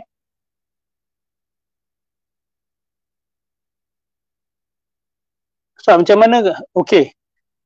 Since ada banyak soalan ni, kita berhenti fadaih di sini dulu. Okay? Saya layan soal jawab ni dulu. Macam mana kalau orang tu mengamalkan yoga untuk tujuan kesihatan? Walaupun kita dah cakap kat dia tentang yoga, even ada orang cakap asalkan kita jaga akidah kita, tak apa untuk mengamalkan yoga. Dia macam ni lah. Katalah, gerakan ini, saya pernah tanya dulu. Alamak, keluar soalan. Sekejap katalah, gerakan ini, okay, yang cross Christian tu, katalah satu hari didapati, membawa kesihatan untuk minda kita, untuk kita bereksersis macam tu. Katalah. Boleh tak kita buat? Tak boleh. Tak boleh. Itu tasyabuh. Itu kita telah menyerupai ibadah orang lain. Ibadah agama lain. Katalah, satu hari ahli psikologi kata, sebenarnya beribadah di depan patung ni lebih menyihatkan akal dan jiwa manusia. Memberikan keterangan jiwa, memberikan fokus. Macam mana tu? Tak boleh, dia tetap tak boleh. Dan yoga ni, kalau tengok perkataan asal dia, tu yog maksudnya. Yog ni maksudnya bersatu balik dengan Brahman. Bersatu. Dia wahdatul wujud. Sebab konsep Hinduism ni pun konsep wahdatul wujud juga. Nak bersatu balik, melebur diri kembali dengan Tuhan untuk capai samadhi. Jadi setiap pergerakan yoga itu sebenarnya untuk mencapai itu. Untuk mencapai samadhi. Lepas tu kita pula ambil untuk tujuan kesihatan. Tak bolehlah. Orang-orang yang telah diingatkan, dia berdegia juga, itu sudah di luar kemampuan awak. Okay? Mereka yang masih amalkan, walaupun sudah disedarkan, saya nak beritahu bahawa awak bermain dengan api lah. Awak bermain dengan api. Tapi kita tak boleh nak kata dia terus terkeluar Islam. Tidak. Benda itu membahayakan akidah. Dan saya pernah diberitahu oleh seorang pengkaji bahawa dia ada mengkaji tentang seorang datin yang mengambil kursus yoga sehingga ke tahap tinggi. Dan memang betul, banyak perkara-perkara pelik yang akan berlaku pada diri awak selepas awak mengamalkan yoga pada tahap-tahap yang tinggi. Samalah seperti kemampuan tukang-tukang sihir. Kalau awak nak tahu tukang-tukang sihir ni, antara ritual diorang nak jadi tukang sihir pun, diorang ada amalan yoga, tapi not exactly the same. Tapi dengan tujuan yang sama, untuk lebur diri. Untuk lebur diri. Sebab bila lebur diri, ada benda lain yang akan masuk. Okey, awak kena persembahkan diri awak, serahkan diri awak kepada makhluk itu dulu. Keluarkan yourself. Kita tak disuruh untuk buat benda macam ni. Kita menyembahkan diri kita hanya untuk Allah Subhanahu Wa Taala. Kita tak akan kosongkan akal kita. Tak ada dalam agama Islam ni ajaran mengosongkan minda kita. Buat meditasi sampai kosong minda, sampai hilang. Tak ada. Benda-benda macam ni tidak ada. Your mind is a precious thing. Minda kita, akal kita adalah benda yang mahal yang Allah Subhanahu Wa Taala kurniakan kepada manusia. Sebab tu arak haram. Sebab arak ni menghilangkan akal. Apa saja perbuatan yang menghilangkan akal adalah haram. Okey, orang-orang yang suka-suka masuk dalam trans tanpa sebab, okey, suka-suka menghilangkan akal dia, sama sebenarnya, walaupun tak sama 100% dengan minum arak, tapi itu juga menghilangkan akal. Kita tak ada hak sebagai manusia untuk hilangkan akal.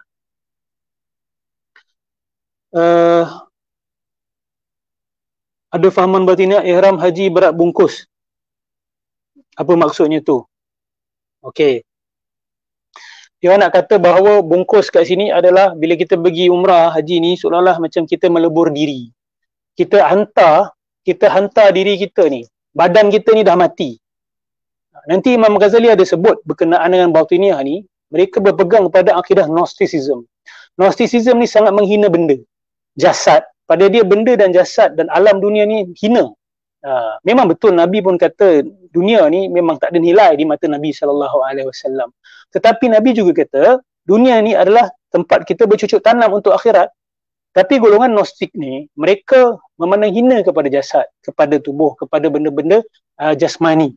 Kerana bagi mereka, kita kena bersihkan roh. Tubuh ini kalau boleh kita lemahkan dia. Bila tubuh ini lemah, bila keperluan-keperluan tubuh itu dihilangkan, sebab tu ada diorang kurus kedengkit, tak makan, tak tidur, sebab mereka memusuhi tubuh. Islam tak pernah ajar benda ni, dan ini bukan jalan Nabi SAW. Dan Nabi kata siapa benci jalan aku, dia bukan di kalangan umat aku. Jadi siapa yang nak ikut juga jalan ni, mendakwa ini jalan sufi, dia telah membenci jalan Nabi Muhammad SAW. Jadi jangan suka-suka guna nama Nabi Muhammad SAW. Ingat 3 sahabat yang datang kan, satu kata aku nak tahajud setiap malam, tak nak tidur. Yang satu kata aku tak nak berkahwin, yang satu kata aku nak berpuasa selalu, tak nak buka. Ulama mentafsirkan maksud dia tak nak, maksud dia puasa hari-hari. Begitu ni sampai pada Nabi SAW. Tapi sebelum tu sekejap. Sebelum tu mereka ni datang jumpa siapa? Jumpa isteri-isteri Nabi SAW dulu. Nak tanya macam mana ibadat Nabi SAW dekat rumah. Dan bila isteri-isteri Nabi ceritakan ibadat Nabi dekat rumah kepada 3 orang ni, apa mereka beri respon? Mereka terkejut sebab ibadat Nabi tu sikit bagi mereka. Mereka meremehkan, sikitnya. Lepas tu mereka kata, oh sebab dia Nabi kan. Kita lain, kita kena buat lebih. Itu yang dia kata, aku tak nak kahwin, aku tak nak buka, aku tak nak tidur. Berita ni sampai kepada Nabi. Nabi marah mereka. Nabi kata, aku yang paling baik di kalangan kamu. Aku yang paling bertakwa di kalangan kamu. Tapi aku kadang puasa, aku kadang tidak puasa. Aku tahajud dan aku tidur. Dan aku juga berkahwin. Dan Nabi kata, man raghiba an sunnati falaysa minni. Siapa yang benci jalan aku, dia bukan di kalangan aku, Nabi kata. Itu tegas tu. Orang yang sayang Nabi akan takut bila dengar Nabi cakap macam tu. Akan sedih bila dengar Nabi cakap macam tu. Tapi ada orang-orang yang tak apa, kita ikut jalan macam ni. Kan, kita puasa hari-hari all the way. Kan, kita tahajud tak tidur, kurangkan tidur.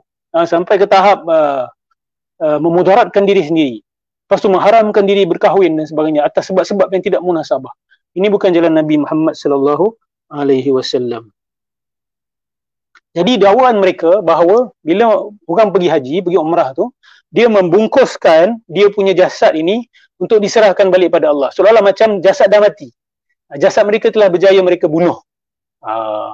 Okay. Ini tak ada dalam jalan Nabi SAW, tidak ada. Kita tidak hina tubuh ini. Tubuh ini adalah kenderaan untuk kita melakukan amal ibadah dan dia ada hak ke atas kita. Dia ada hak ke atas kita. Okey, hipnosis untuk bersalin, saya ulang hipnosis untuk perubatan hukum dia berbeza. Sama macam ad-darurat tubihul mahzurat. Okey.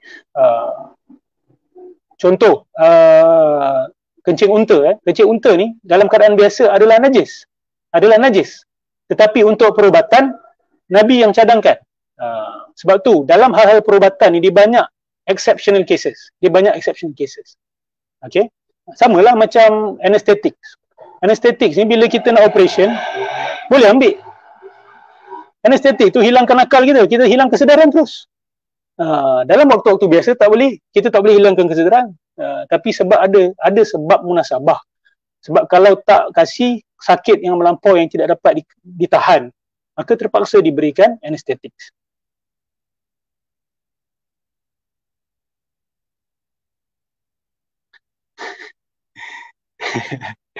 Ni buat kelakar ni tanya saya pasal acid trip Sebab itu dalam tarekat Sufi Batini, wirid sambil menari adalah untuk mewujudkan mewujudkan transit yang membolehkan jin memasuki tubuh mereka yang dipanggil Zuk, maka berhalusinasi dengan istilah Yaqazah. Sebab tu mereka, ya betul, cantik penjelasan Muhammad Azri sini cantik. Dalam majlis wirid tu, semua syarat untuk halusinate dah ada. Semua syarat untuk halusinate ada. Okay, diorang buat hyperventilation. Hyperventilation ni, you kalau buat hyperventilation, you boleh hallucinate. You boleh masuk dalam trance. Okay, you boleh masuk dalam trance. Nak buat pernafasan biasa untuk kesihatan, that's a different matter. Tapi mereka buat hyperventilation. Okay, hyper, dan sebagainya. Ini boleh buat people fall into trance. Tak kira you Muslim ke, you Sufi ke, you Hindu ke, you Buddhist ke, you buat benda sama, you akan hallucinate. Yang Buddhist akan nampak Buddha datang, yang Kristian akan nampak Jesus Christ datang. It has nothing to do with futuh daripada Allah Subhanahu Wa Taala. Tu kena tipu, kena kelentong. Okay, hati-hati. Kenapa kebanyakan ajaran batiniah bermula dengan metodologi mengenal diri? Adakah selari dengan sunnah kenal agama awalin ma'rifatullah? Okay. Dia orang ni suka bawa kenal diri sebab dia orang suka ulang bahawa kebenaran itu sudah ada dalam diri kita. Kena ingat, mereka kata bahawa dalam diri manusia ni sudah ada Nur Muhammad. Macam Wan Masri tu kata, yang bawa ajaran sesat yang dah bertaubat tadi tu. Ni untuk yang baru masuk Dia kata Muhammad bin Abdullah tu hijab untuk kita sampai pada Tuhan. Sebab apa hijab? Sebab dia ada Nur Muhammad, kita pun ada Nur Muhammad. Kenapa kita kena ikut Nur Muhammad dia? Ikut Nur Muhammad kita yang ada dalam diri kita.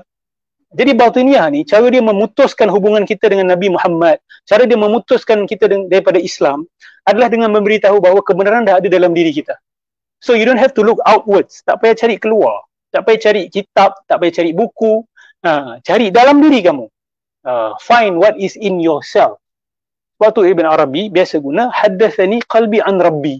Kan? Tuhanku, hatiku bercakap kepadaku on behalf of my God. So dia macam dia bercakap dengan Tuhan melalui hati dia. Okay. Ada juga yang kata menggunakan hadis Nabi SAW, saya tak pasti sahih ataupun tidak. Seluruh alam ni tidak boleh menampung Tuhan, tetapi hati seorang mukmin boleh menampung Tuhan. Selalu mereka nak mengatakan bahawa dalam diri kita ada Tuhan. Dalam diri kita ada Tuhan. Bila mereka kata dalam diri ni, bukanlah maksud dalam badan ni. Kita pun jangan literal sangat maksud mereka. Tapi tak literal pun berbahaya. Okay? Dia kata dalam kita ni ada Tuhan. Bahkan kalau ikut akidah wahdatul wujud, nothing exists but him. Nothing exists but him. Dia saja yang ada. Kita ni hanya cerminan-cerminan kepada Allah Subhanahu Wa Taala. Okay?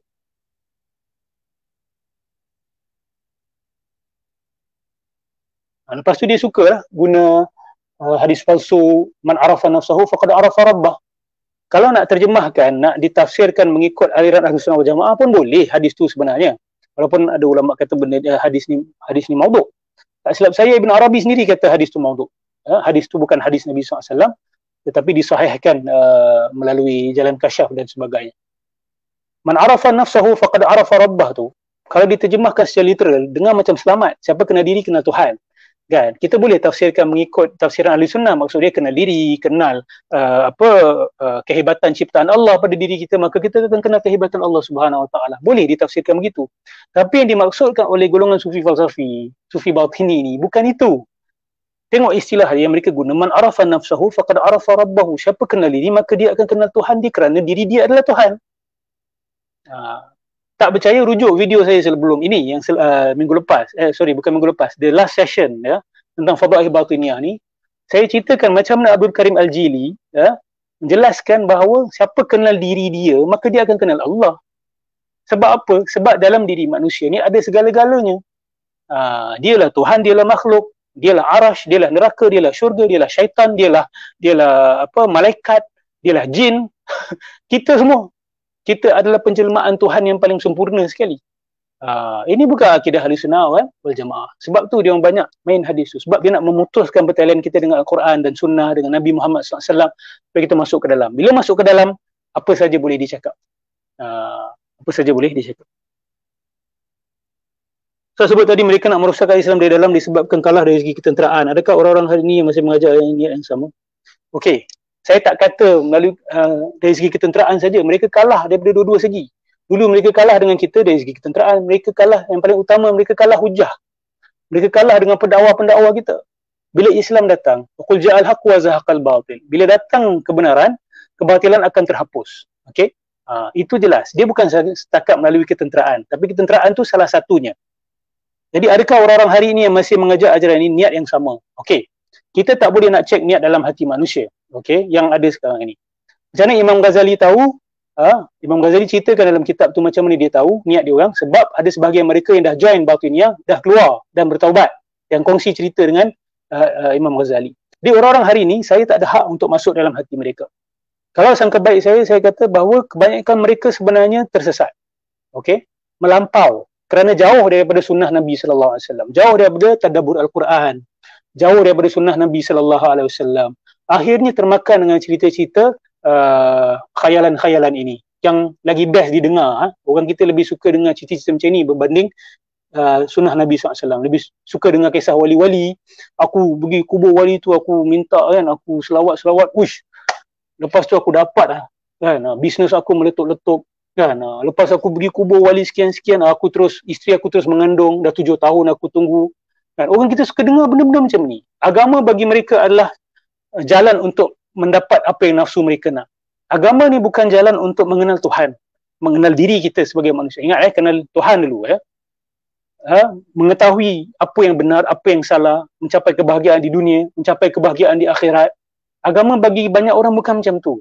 Agama bagi mereka, kalau saya doa dapat tak? Ustaz, ayat apa nak baca untuk jadi kaya? Ustaz, ayat apa nak baca untuk dapat wanita tersebut? Ustaz, ayat apa nak baca untuk saya dah menang pilihan raya?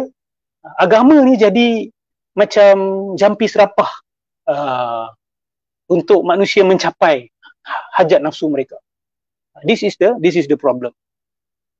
Jadi sebahagian mereka ataupun kebanyakan mereka saya yakin tersesat sebab jauh daripada tadabbur Al-Quran, jauh daripada sunnah Nabi sallallahu alaihi wasallam. Okay, tapi tak nafi ada juga musuh-musuh yang menyelinap masuk. Okay, dia orang ni sebenarnya benci bila Islam datang ke tanah Melayu. Dia orang tak suka Islam ni. Macam baru-baru ni lah ajaran sesat Ibu Yati tu, kan? Yang dengan Abdul Hamid Yub tu. Jelas mereka benci agama Islam. Dan mereka nak orang Melayu balik kepada agama asal, agama Hindu, agama Buddha. Sama lah, itulah exact specimen of Batiniyah. Okey, tapi mereka pakai tudung. Ibu Yati tu pakai tudung. Dia guna istilah-istilah Islam, tetapi menghancurkan akidah Islam, menghina Nabi Muhammad sallallahu alaihi wasallam dan sebagainya. Jadi ada yang niat dia memang nak hancurkan Islam, ada yang tersesat. Ibnu Arabi dan Ibnu Arabi orang berbeza. Okey, ini adalah isu penulisan ya. Kalau tak silap saya, Ibnu Arabi menulis nama dia sendiri ada alif lam, Ibnul Arabi. Okay. Tetapi kerana ada seorang lagi ulama yang bernama Ibnul Arabi, Abu Bakar Ibnul Arabi, maka ulama kita menulis nak memisahkan antara Ibnul Arabi dengan Ibnul Arabi yang Sufi dengan Ibnul Arabi yang Maliki. Maka Ibnul Arabi yang Sufi tu dibuang alif lam, ya, ditulis Ibnu Arabi sahaja. Dan yang Maliki tu, yang faqih itu ditulis Ibnul Arabi. Tapi ada juga kitab-kitab yang menulis nama Ibnu Arabi Sufi tu dengan alif lam. Sebab tu nak kena tahu ni Ibnu Arabi mana, Ibnu Arabi yang faqih atau Ibnu Arabi Sufi falsafi ni. Faham ya, insyaAllah. Ustaz, awaludin ma'rifatullah. Jadi orang katakan yang semua tu, yang ada ini semuanya Tuhan. Benda-benda ni semua tiada. Macam Ustaz baca tadi, betul lah. This is the akidah lah. Ustaz, adakah yang batiniah faham bahawa Allah ni tiada zat tapi hanya kuasa yang boleh dicapai? Adakah yang batiniah faham bahawa Allah ini tiada zat tapi hanya kuasa yang boleh dicapai? Saya kurang faham soalan ni, tapi dia orang isbat zat Tuhan ada. Okay. Bahkan mereka kata Tuhan tak ada sifat. Terbalik mereka isbat Tuhan tak ada sifat. Semuanya zat Allah Subhanahu Wa Taala. Kudrah itu adalah zat, iradah adalah zat, ainul haq. Okay. Seperti dalam lirik lagu Abang Rosli lirik lagu 90-an, aku dalam aku, Tuhan ada dalam diri manusia. Saya tak pasti lagu apa tu. Ada satu lagu juga, dalam aku ada dia, dan dalam kita, dalam dia ada kita, ada semua. Dan dalam taman ada putrinya. Dalam awan ada hujan, dan dalam hujan ada lautan, kan? Dalam aku ada dia, dan dalam dia ada kita, ada semua. Itu adalah penjelasan wahdatul wujud yang paling cantik sekali. Saya tak perlu sebut artis punya nama lah, semua orang tahu. Kebanyakan aliran sufi menggunakan kitab Insanul Kamil karangan Syekh Abdul Qadir Jailani.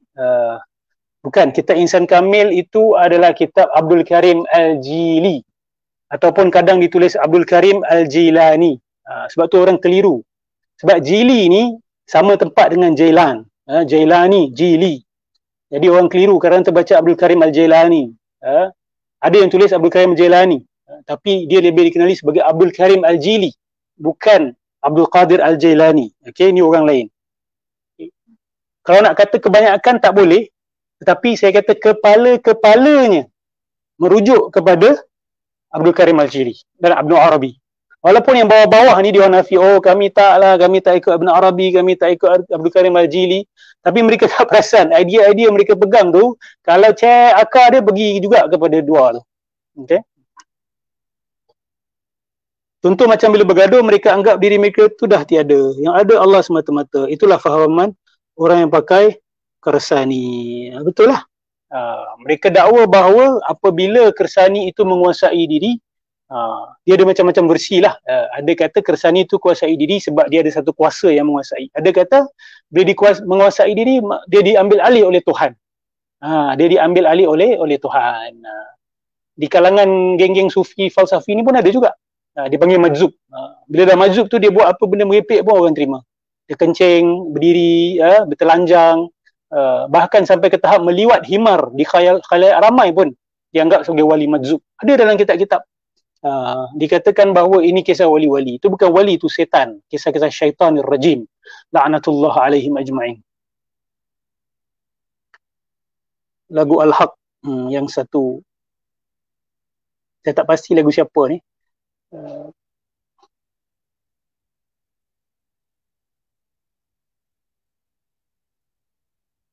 Okey, ada soalan lain?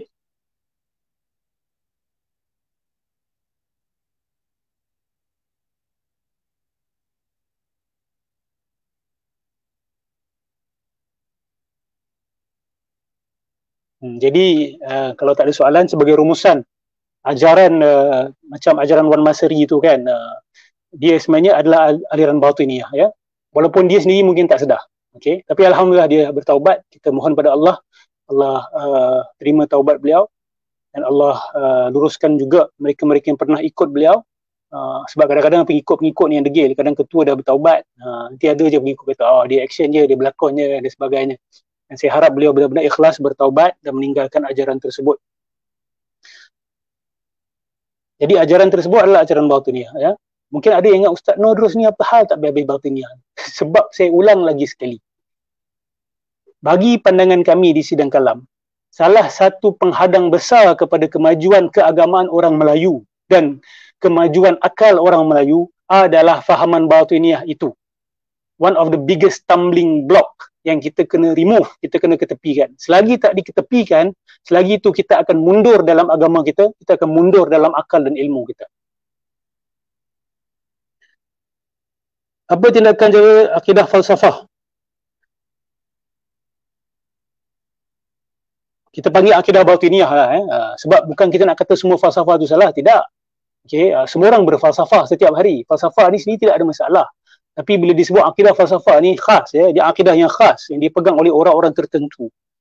Jabatan Agama minta maaf lah, tak boleh tanya saya, boleh hantarkan concern ni kepada yang berkenaan. Tapi saya yakin mereka sedang melakukan kerja mereka, banyak kerja mereka sebenarnya. Kenapa setengah golongan pondok Syairah Mutiara Malaysia ni masih ada yang amal waratul wujud Nur Muhammad, mereka ni tak talaki kitab Imam Ghazali ni ke? Antara sebabnya adalah mereka keliru tentang pendirian sebenar Imam Ghazali. Sebab ada kitab-kitab yang tidak sahih yang dinisbahkan kepada Imam Ghazali. Banyak kitab-kitab seperti Allahumma salli ala Muhammad, Rasail al-Ladunniyah, Risalah al-Ladunniyah, kitab Ma'arijul Qudsiyah kalau tak silap saya, dan kitab Mishkatul Anwar. Ini adalah kitab-kitab yang diragui penisbahan dia kepada Al-Imam Al-Ghazali. Jadi bila kitab-kitab ini yang sebenarnya kalau kita tengok kandungan ni adalah kandungan sufi falsafi batini. Jadi dia orang keliru. Mana satu akidah Imam Ghazali sebenarnya? Kitab Fadail Batiniyah ni tak berapa terkenal dekat tanah Melayu ni. Saya tak pasti ke kenapa. Kalau ikut pandangan Prof Abdul Fattah Harun almarhum, semoga Allah merahmati beliau, mengampunkan dosa-dosa beliau, dan segala ilmu beliau yang kita dapat manfaatkan, Allah berikan pahala kepada beliau.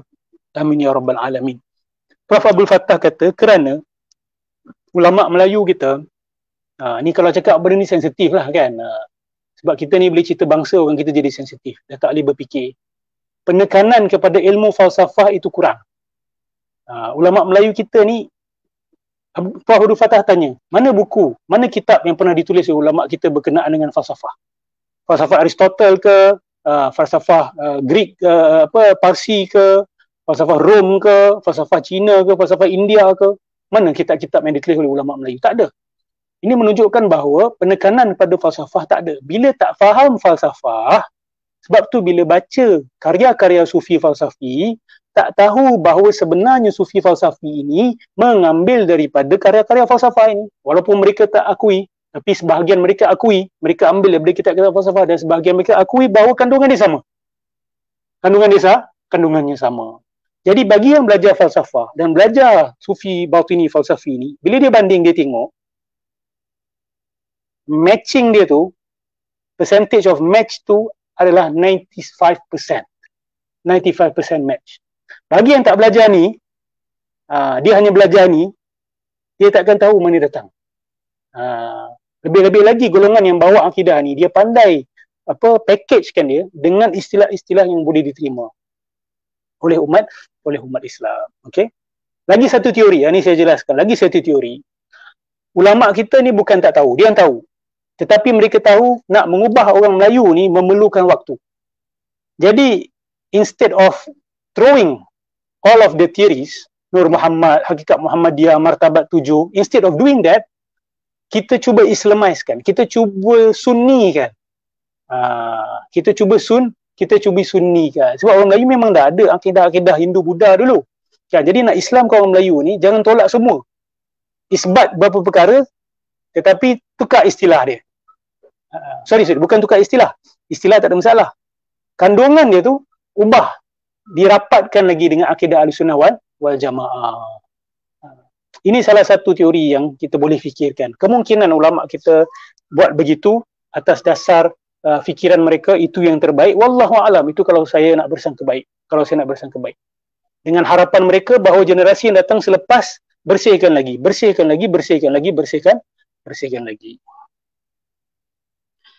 Adakah batiniyah ni faham yang solat bukan diri kita atau siapa sebenarnya yang solat? Sebab tu diorang ni susah. Kita nak faham konsep solat diorang ni apa ke benda pun tak tahu kan. Solat mereka ni sebenarnya adalah, kalau kita tanya diorang, kalau Ibn Arabi kata, Al-Arif dengan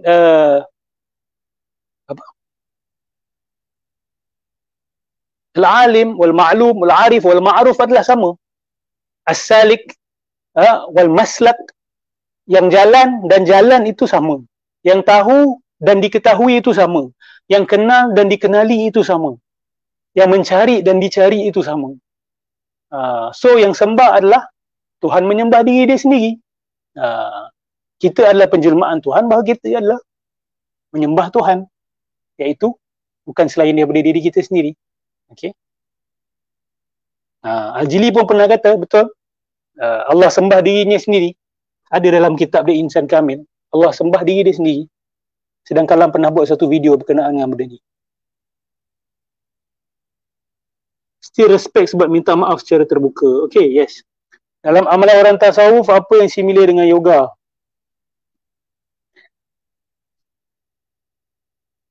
Sebelum cerita amalan, kita lihat pada akidah dululah. Saya tak kata tasawuf secara umum, saya tekankan lagi sekali. Ada tasawuf sunni, ada tasawuf ahli sunnah wal jamaah, tapi ada tasawuf falsafi, batini. Okay, ini yang kita tentang. Pertama sekali pada akidah. Akidah Wahdatul Wujud tu adalah akidah yang tidak berbeza dengan akidah Advaita Vedanta. Okay, akidah Advaita Vedanta Hindu. Bahkan ada ulama, ada pemikir kita yang kata bahawa tasawuf tahap tinggi, tasawuf falsafi, yang saya faham daripada apa yang beliau cakap, tasawuf falsafi tahap tinggi look eye to eye to Advaita Vedanta. Eye to eye ni maksud dia sama, tak ada perbezaan sebenarnya, tak ada perbezaan yang serius antara tasawuf falsafi tahap tinggi dengan Advaita Vedanta. Lepas tu antara amalan-amalan mereka yang sama adalah amalan mengazab diri secara melampau. Azab ni bukan dia pukul badan dia, tidak. Tapi menjauhkan diri daripada makan, tak kahwin, tak bau wangi, kan? Lepas tu siap letak diri dalam kubur.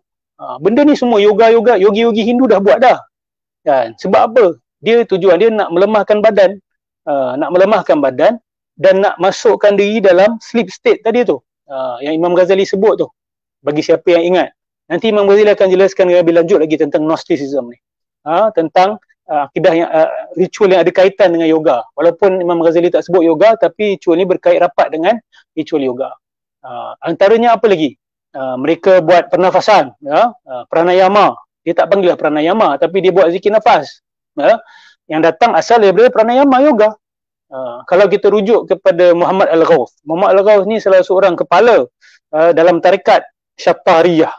Dalam tarikat Syattariyah, dia sendiri akui bahawa dia berinteraksi dengan yogi-yogi Hindu di India dan membawa masuk sebahagian ritual Hindu dekat dalam amalan tasawuf tarikat dia. Ini tak boleh nak nafi. Ini tak boleh nak nafi. Memang yoga pernah dibawa masuk. Pernah dibawa masuk. Dan dia juga, kalau tak silap saya, dia ada terjemahkan satu kitab ritual Hindu ni. Siapa nama dia? Allahumma salli ala Muhammad.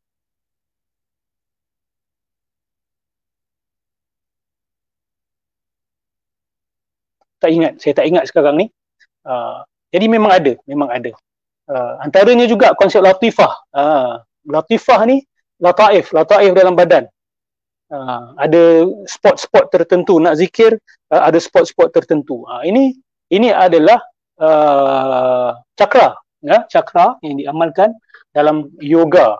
Ini dikatakan sendiri oleh Allamah Iqbal. Allamah Iqbal ni bukan kaleng-kaleng, dia seorang ahli falsafah. Okay, he's a philosopher, Muslim philosopher. Kata ini adalah kundalini, ini adalah yoga, cakra.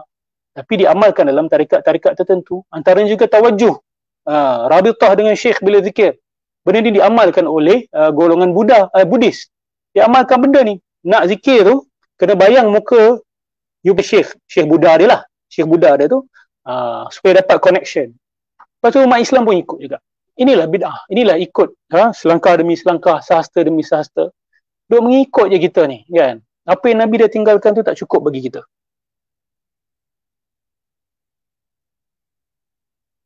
Banyak soalan ni. Sekejap Ada dulu tertengok video seorang yang bawa faham Wahdatul Wujud ni, kata apa perlunya hadis kalau Al-Quran tu dah cukup. Jelas dia kata. Itulah. Banyak juga di kalangan mereka yang tolak hadis. Kalau kita tengok Lepat ni, dia sangat kagum dengan Kasim Ahmad. Dan jarang kita dengar dia bawa hadis Nabi yang betul-betul hadis Nabi. Dia duduk main Quran, quote sana, quote sini, tunggang-langgang tafsiran. Lepas tu, hadis Nabi SAW,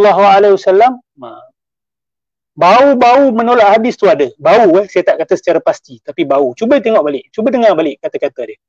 Okay? Dan dia sangat kagum dengan Kasim Ahmad. Cakra yang berwarna-warna dalam ajaran setengah tarikat ada kena mengena dengan Nur Muhammad atau itu konsep lain. Saya tak pasti lagi kaitan dengan konsep Nur Muhammad, tapi itu konsep yoga lah yang ada dalam itu dia panggil Lataif. Adakah kebanyakan tasawuf sufi di Malaysia, Singapura, Indonesia ni kira batinnya sesat ke Ustaz? Sufi yang lurus ada banyak dekat Nusantara ini. Tapi masalahnya adalah pada tarikat-tarikat ini. Tarikat. Saya tak kata semua tarikat bermasalah. Kena check lah, kena check. Sebab kadang datang satu syekh tarikat yang dia sendiri nak bersihkan tarikat dia. Dia perasan tarikat dia banyak kemengarutan, kesesatan. Dan banyak syekh-syekh macam tu berlaku. Dekat tanah Arab contoh. Syekh Mahmud Al-Murakibi contoh. Dan seorang lagi, Allahumma salli ala Muhammad.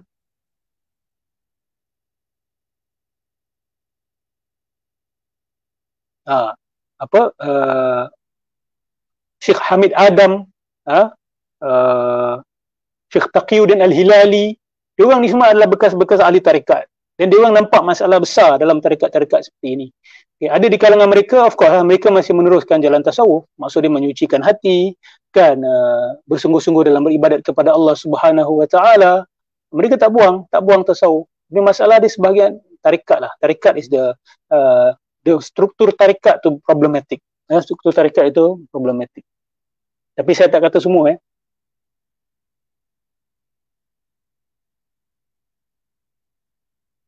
Ustaz, ilmu ni ada syariat, tarikat, hakikat, makrifat. Bila dah sampai makrifat dah hebat. Macam.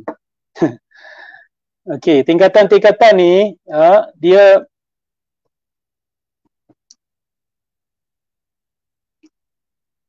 boleh lah untuk kita tafsirkan secara ahli sunnah wal jamaah. Boleh untuk kita kata dalam ahli sunnah. Tapi sebenarnya dimaksudkan oleh geng-geng sufi falsafi ni dengan makam-makam ni, bila seseorang tu dah sampai makam paling tinggi sekali, dia dah boleh sanggah yang awal. Inilah yang dibuat oleh orang-orang macam Ibn Arabi. Walaupun dia tak sanggah dari segi syariat, dia tak berani nak tunjuk dia sanggah dari segi syariat, tapi dia sanggah dari segi akidah. Akidah asas ahli sunnah wal jamaah disanggah dalam kitab-kitab dia, Fusul Hikam dan contohnya, Abdul Karim Al-Jili dan sebagainya. So the problem is dia nak sangkal yang bawah. Mendakwa bila dah sampai tinggi itu dah tak payah nak follow disiplin di bawah lagi. Jadi bahaya, sangat-sangat berbahaya pembahagian tingkatan ini. Lepas tu kita tak tahu pun siapa dekat makam yang mana. Hanya Allah Subhanahu Wa Taala yang tahu. Ni termasuklah juga melabelkan orang ni wali, orang ni tak wali, orang ni wali majzub lah, orang ni wali. Siapa you? Kan wali you ke wali Allah? Kan wali Allah yang tahu kita ni siapa. Nabi pun kita kenal kerana Allah yang beritahu kita. Kalau Allah tak beritahu kita, kita tak kenal pun dia Nabi. Kan? Sebab semua orang boleh dakwah macam-macam. Ni tak wali, dia wali, ulama kita dia wali. Kan? Syekh aku dia wali. Orang lain semua bukan wali. Bahkan sampai ke tahap binatang. Semua orang dibinatangkan. Ada orang tu kan, tulis syair pasal orang lain semua jadi binatang. Ulama dia semuanya wali. La hawla wa la quwata illa billahil aliyil azim. Ni taqawul ala Allah Subhanahu Wa Taala. Taqawul Bagi siapa yang faham maksud taqawul dia tahu.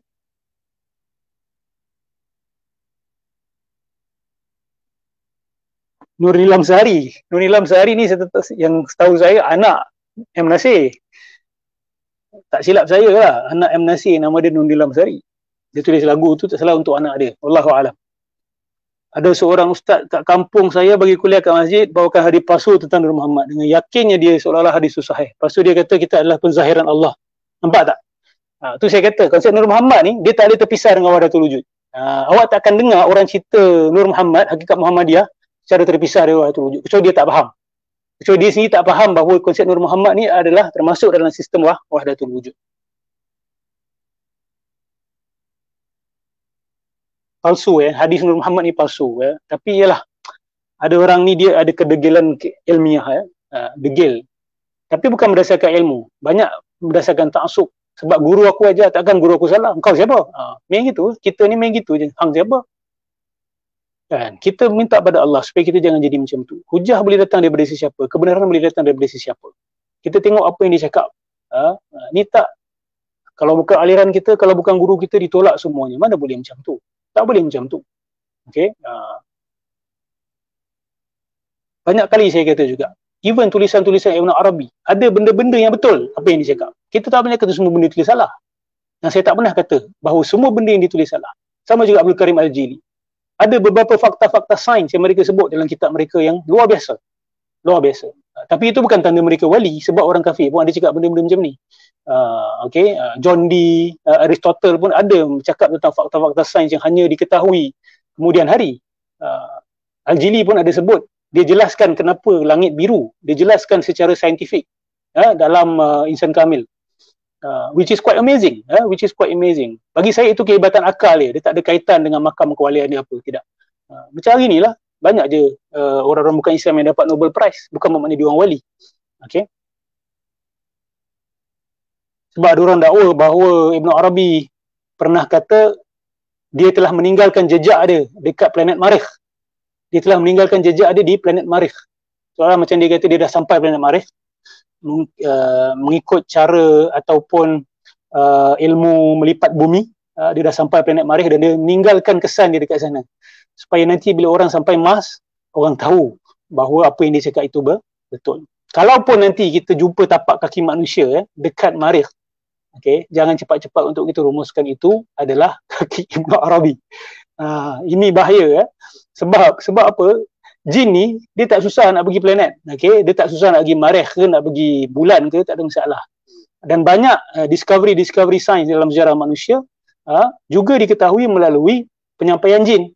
Dan tanyalah bomoh-bomoh yang dia tahu herba ni bagus untuk ni, herba ni bagus untuk tu. Sebahagiannya dapat melalui mimpi. Ada yang memberitahu. Jadi bukan kita nak kata dia orang ni wah hebat dari segi sains, tak, dia orang diberitahu oleh makhluk yang ada akses pada ilmu sains yang lebih daripada kita. Tapi bukan saya nak kata semua perawat Melayu kita ni ada jin, tidak. Okey, ada ilmu herba yang betul, hasil kajian yang teratur, saintifik, tak ada masalah. Tapi ni jenis-jenis yang tak pernah berbidan, mimpi jumpa seseorang, orang tu serahkan sanggul, besok pagi bangun, berminat nak jadi bidan, terus boleh berbidan.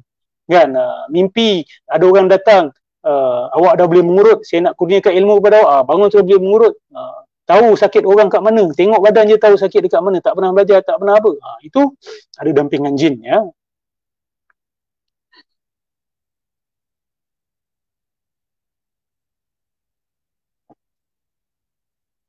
Banyak dakwaan geng Sufi mengatakan pahlawan Melayu seperti Tok Kenali fahaman Sufi, Wahdatul Wujud, rujuk kepada kitab Tok Kenali yang ada. Kitab Tok Kenali yang dah warna merah, warna hijau tu tak sahih penisbahan dia kepada Tok Kenali, ya. Tidak sahih penisbahannya kepada Tok Kenali. Dan kalaupun betul, okey, ada banyak sebab kenapa manusia boleh terjatuh dalam akidah-akidah seperti ini. Okey, kita tak memaksumkan sesiapa. Kita semua boleh buat salah. Sesiapa pun boleh buat salah. Imam besar kita, Imam Akidah Asy'ariyah ni dulu Mu'tazilah. Dia dulu Mu'tazilah, bertaubat masuk Akidah Asy'ariyah. Dia sendiri penubuh Akidah Asy'ariyah tu, kan? Tapi dia boleh tersesat. Imam besar akidah kita tersesat masuk Mu'tazilah. Kan? Kalau dia boleh tersesat, siapalah selain dia, kan? Kita semua manusia.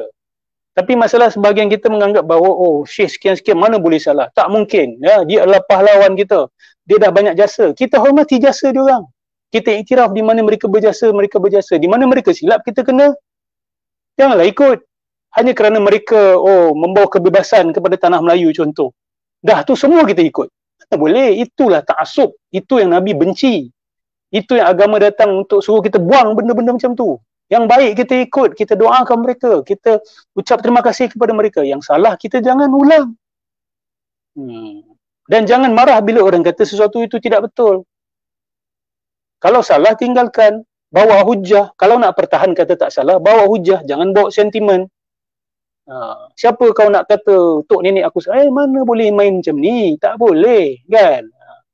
Siapa juga hang nak kata tok nenek yang tak boleh salah, kan? Keturunan aku tak boleh salah, tok nenek aku tak boleh salah. Itulah problem dia, okey? Ada yang tanya, Ustaz, apa beza wahdatul wujud dan wahdah mutlaqah? Okey, wahdah mutlaqah ni adalah satu konsep kewujudan yang tidak berkait dengan apa-apa benda. The concept of existence. Existence itself. Without any manifestation in things, in matters. Tak. Macam kita cerita tentang wujud. Kewujudan itu apa? Cuba bayang kewujudan itu apa. Tak boleh nak bayang apa-apa kan? Itu. Kalau nak faham wujud ataupun wujud yang mutlak. Okay? Sekarang ni kita cerita tentang wahdah mutlaqah. Wahdah mutlaqah inilah ada sebahagian yang kata inilah sebenarnya dimaksudkan oleh Ibn Arabi. Antaranya Al-Alusi. Al-Alusi kata yang mereka maksudkan ni adalah wahdah mutlaqah. Yang ghair muqayyad, yang tidak terkait dengan apa-apa taqyid. Yang tidak terkait dengan apa-apa taqyid. Maksud dia nak cerita tentang wujud mutlak itu sendiri. Wujud yang mutlak. Wujud yang mutlak itu sendiri. Dan wujud yang mutlak itu adalah esa, adalah satu. Wujud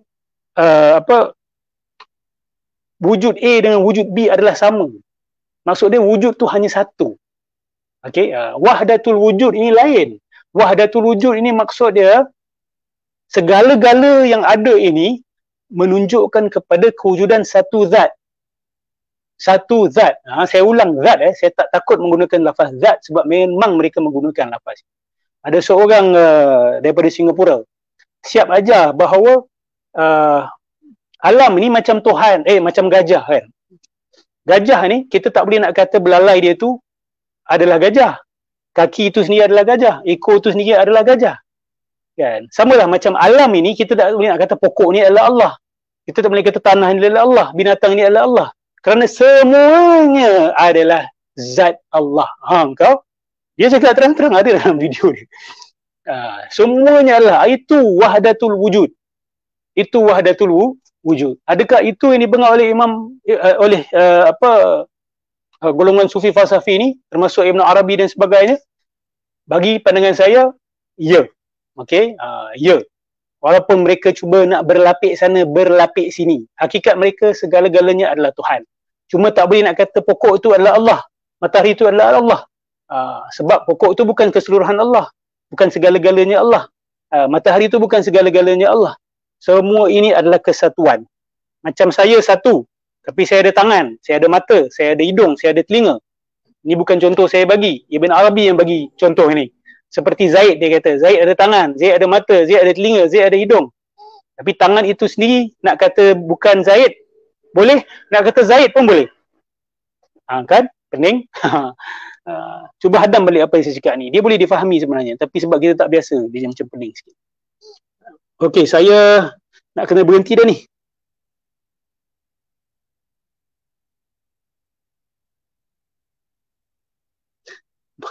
Banyak lagi dah, dekat 2 jam dah ni.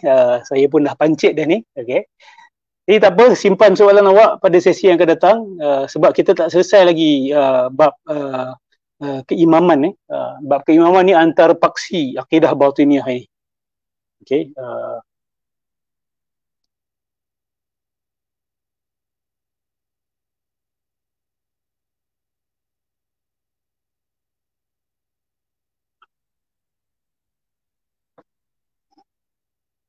Macam mana nak jawab akidah sufi falsafi ini, mungkin saya tutup di sinilah.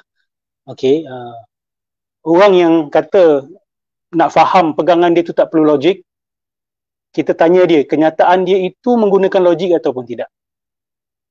Dah. Kalau dia kata tak guna logik, maka dia bercakap mengarut, dia cakap tak guna akal. Kalau dia kata menggunakan logik, maka dia telah menyanggah apa yang dia cakap tadi. Okey, dia telah menyanggah sendiri apa yang dia cakap tadi. Wallahu a'lam bissawab. Baik, saya berhenti di sini. Semoga bermanfaat untuk semua. Kita mohon pada Allah Subhanahu Wa Taala menjadikan sesi ini masuk dalam mizan hasanatina, insya-Allah. Menjadikan setiap saat, setiap minit yang kita spend tadi bercakap dan mendengar, Allah masukkan dalam neraca timbangan pahala kita, insya-Allah. Amin ya rabbal alamin. Selamat berehat dan doakan saya, doakan semua umat Islam, insya-Allah. Amin ya rabbal alamin. Assalamualaikum warahmatullahi taala wabarakatuh.